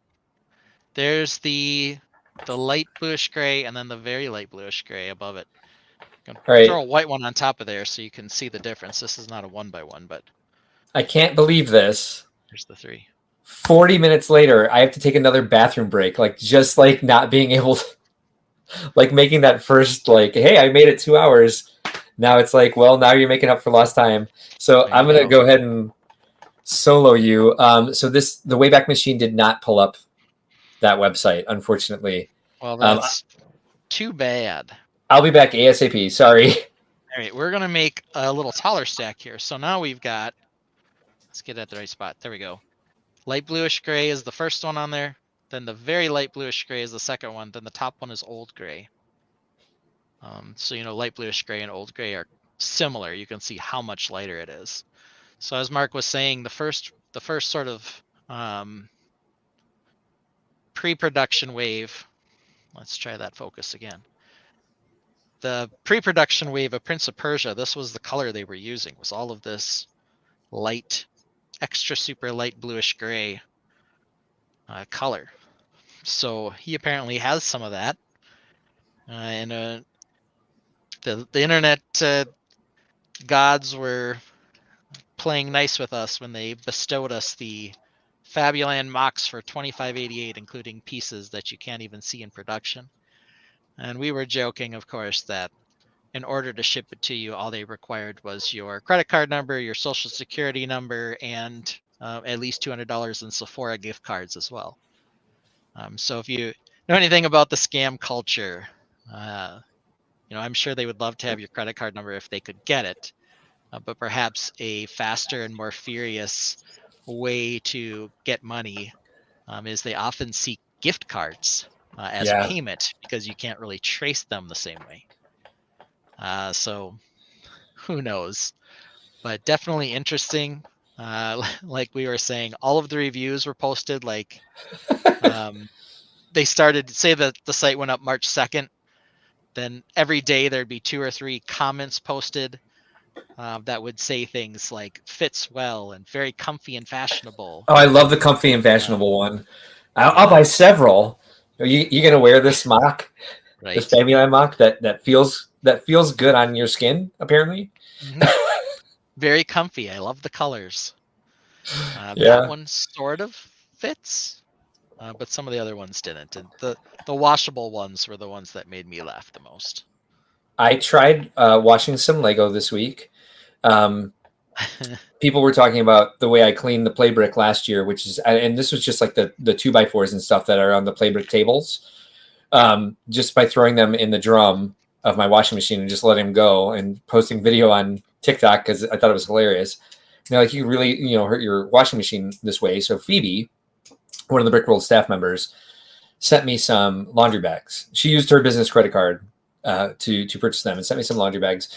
So we had to clean the individual play brick from Holiday Joy. Ben, I don't know if you remember this happening, but we were doing the ornament building. So we had like specific pieces. They weren't just like basic pieces. They were like all sorts of, windows and antenna,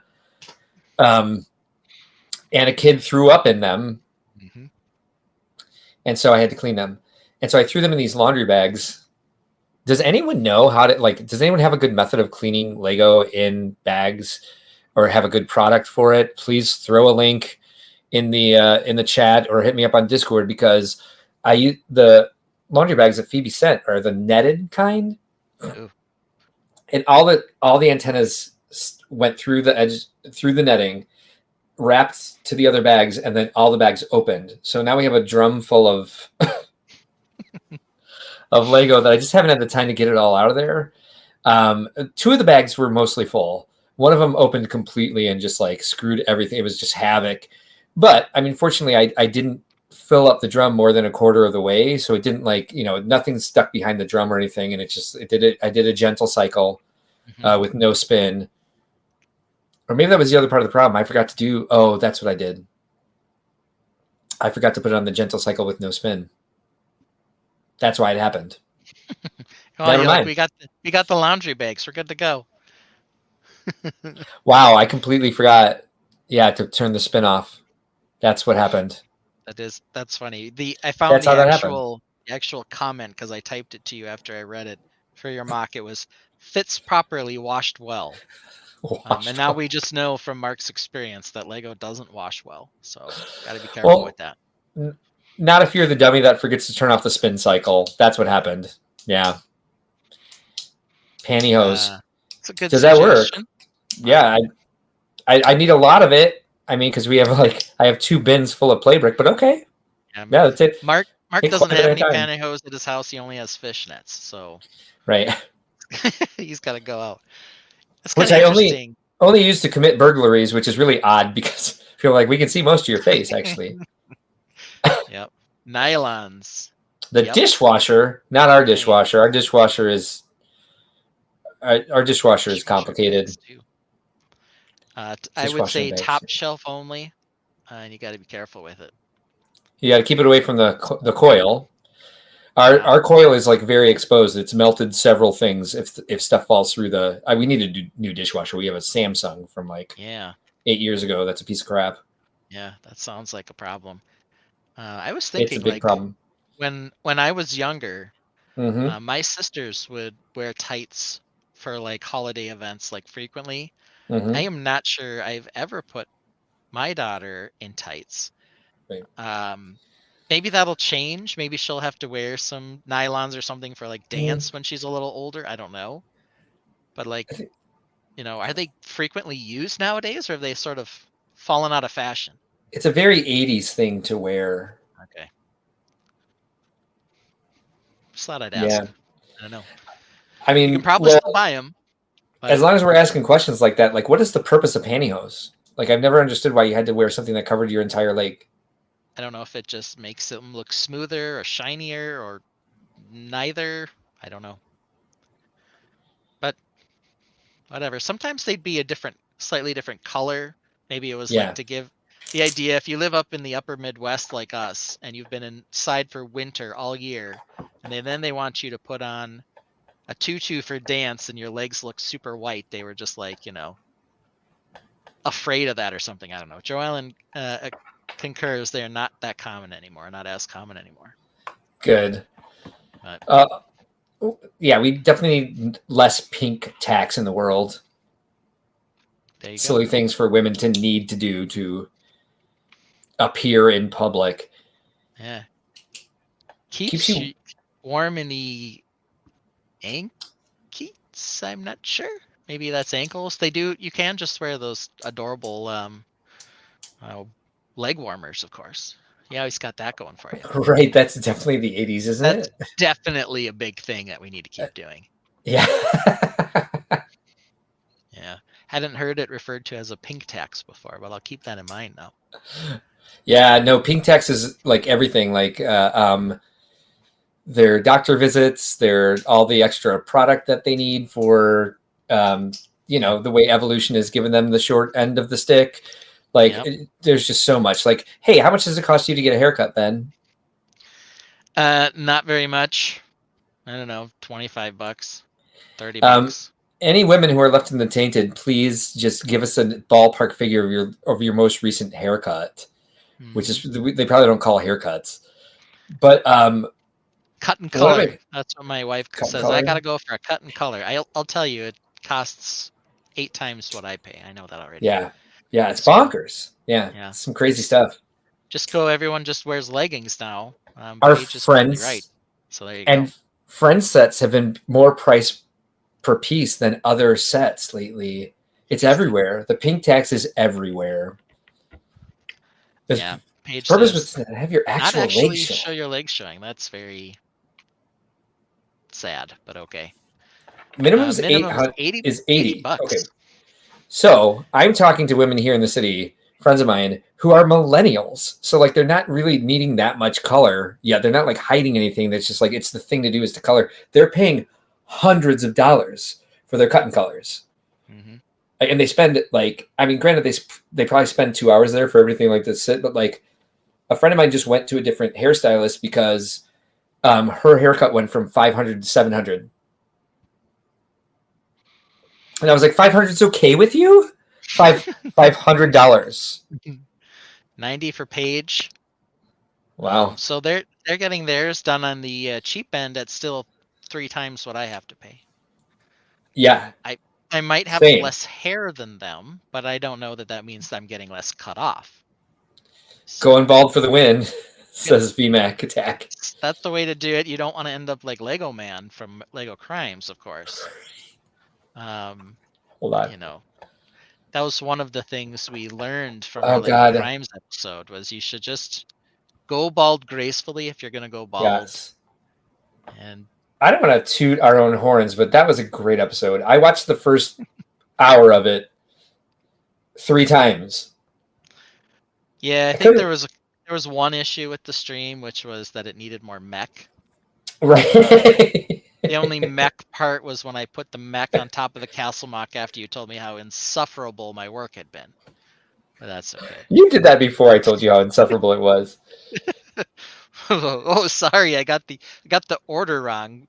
Don't mind the fact that he concurs that he told me my work was insufferable. Oh, 100% I did that. Yeah. Like and subscribe if you want to hear Mark insult me more. Why is the PowerPoint not in the Lego Crimes folder? That's all right. Interesting. I'll just open up PowerPoint, but I need to share this before we end the evening. But yeah, we can't go a day without Lego Man. Oh no, never. Actually, we should make him a banner. Yeah. So Paige used to pay about $160, but stopped having them due to the color. Stop having them do the color. I can read. Yeah. It's crazy. Like we would never have to pay that much. Anywhere near that much, actually. Yeah, it's actually kind of funny because I had a family relative, it was my wife's cousin's wife, cut my hair. She stopped doing men's cuts, just period, because they weren't as lucrative. That was essentially the reason. So instead of trying to schedule me and only get, her $40 or whatever, she was like, no, I'll take women and only women from now on. So there we go. Here's Lego Man. If you guys missed Lego Crimes last week, I think it was a good episode. I have trouble rewatching stuff that has a lot of my own voice in it. I've been really self-conscious about my voice lately. I've been watching myself on live streams and being very annoyed with the sound of my own voice. So the first hour is probably one of the better episodes we've done. Just to say, hey, Monica Berry's here just for the last couple minutes here. Monica Berry, good to see you. I was wondering as we were talking about the Art Deco Lego Batman set that's coming out soon, where you were to give Ben a little backup that I build everything Art Deco. Good to see you. Glad you're here. But yeah, there's our Lego Man. There he is. God, that's a fun crime. Did you do any Lego crime searching this week for our next episode? I haven't yet. I don't know. It was so much different. We've done 2 episodes. We've had 6 crimes. They're all very different. Yeah. The tie-ins are all very different. Oh, we were so clever this time. I loved it. Oh yeah, my favorite visual was thinking when Nicole's had the guy dressed as Batman stop the shoplifter stealing the Lego Batman movie. I know. I just couldn't get over Batman fantastic chasing down a guy and recovering the Lego Batman movie from him. So VMAC Deck brings up another point about the pink tax. Lego women, because of their hair, they can't even turn their heads. And I bet you that does suck for stop motion. They've come up with some other more like updos. Recently, I imagine. Yeah, right? Oh, speaking of hip and width, this week, and perhaps we should end on this here, on this fun little anecdote, if I do say so myself. I had Cheeto at the dog park, and with Orion, of course, and Cheeto. She has the toys that she loves to play with, and she will play with them for a good 10 minutes, and then for some reason she will take off and go find a garbage toy that some other dog left behind. And then start playing with that instead. And it's just like, she brought me a half ball the other day. She's like, throw it, throw it, throw it, throw it. I'm like, I don't know how to throw this. It's only half of a ball and it weighs nothing. And so she brought me this janky old like tennis ball that like the felt had been half ripped off. And she was like, yeah, throw this. And I was just like, oh, okay. Is this the new hotness, Cheeto? And I was like, oh, I just picked up a Benism. I'm like, I don't know where the term comes from, but I definitely learned it from Ben. I was like, fine, Cheeto, is this the new hotness? And so now every time she brings me a new ball, I'm like, okay, Cheeto, here's your new hotness. Yeah. What did Monica Berry say there? She said that it's nice, but it's not for her. But Animal Crossing, yes, started working on those. I did those as well. I did Captain's Island and Julian's birthday party, and I kind of wish I hadn't wasted the time building Julian's birthday party. Fair enough. VMAC Attack says it was a great episode. He's going to cry himself to sleep on the Senna loss, but loves us anyway. We love you too, VMAC Attack, and perhaps it's a good sign that we should go to our last item on the agenda. Let's do that. Next show, we're going to play some Who's the Guest Host, because you're going to be in Indianapolis. I sure will be. And I've got to find someone who's got a good sportscaster voice to get us to our next round of March Madness. Definitely. We've got some exciting matchups coming next week. Yeah. Crown the King of March. Well, we'll come up with some ideas this week. We'll see what happens. We sure will. Yeah. So yeah, we've got that going for us. That's exciting. It'll be, really exciting if we finally get the drop on D&D. It's been a little strange that they've given us the teaser, but we haven't heard anything since. Yeah. So, Monica, I also built the Polybag live last Monday. So if you are if you're looking for something to do for an hour, check out that the replay. Unless you were there, apologies if I forgot that you were there and I forgot. VMAC is volunteering as tribute. I love it. It's, I don't know, VMAC, if you're gonna really want to be in it now that Senna's already out, but it's gonna be it's gonna be. Hope to just come in and beg for us to reconsider. Bitter commentary. Yeah. Be like the Saints fans that sued the NFL because they lost a game or something. Oh, we did a special live stream, Monica, on Monday just to do just to build Maple's pumpkin garden. I did it again, Maple's pumpkin garden. Yeah, it's hard to say. On that one, sure. Let me look for a good outro to play. I think I'm gonna play the newest one, just because it's fun, because it's new. And we'll see if I don't have time while I'm in. Once the show starts, there's really not much more I can do to make anything work better. So once I get back to the hotel, maybe I'll take some time and build a new outro. But what else do we like to say when we end this little madness, little corner of the internet? Yeah, well, I think that what we always like to remind people is that we have a role model in life, not just because his hairstyle is amazing, but the attitude. Our friend Bob Ross, he would tell us there are no mistakes, only happy accidents. Thanks for joining us, everybody. See you soon. Brick Story, Dreamgirls Cruise Ship Building Toys Playset Creative Friends Yacht Building Sets, 318 pieces, Girls City Boat Model Building Kit, Christmas Birthday Gift for Kids ages 6 to 12. Let's check it out. It's also a Carnival Cruise Line. Oh, wait a minute. It's a Carnival? Look at... All right, so we see... All right, before I touch this picture, well, let's just go right there. It says Carnival here. What does this say? Carnreal. Right? Something crazy has been photoshopped already for zero reason. Yeah. You can play with this set even if you're Siamese twins. Role play? Yeah. Fair enough. Or room decoration. Room decoration. With your glass vase of different colored straws. Straws. And they're bendy straws. Well, duh. Why would you even... And I sure as hell hope they ain't they aren't paper straws, okay? I do too, actually. Whether you love the environment or hate the environment, You can hate paper straws and love the paper environment. straws are terrible regardless. No, they're garbage. Oh, look at that. What's that? What's what? Okay. What's behind the windshield? What is behind the windshield? Look. No. There's some weird ass minifigure in there. How is that possible? There's They don't two! have figures.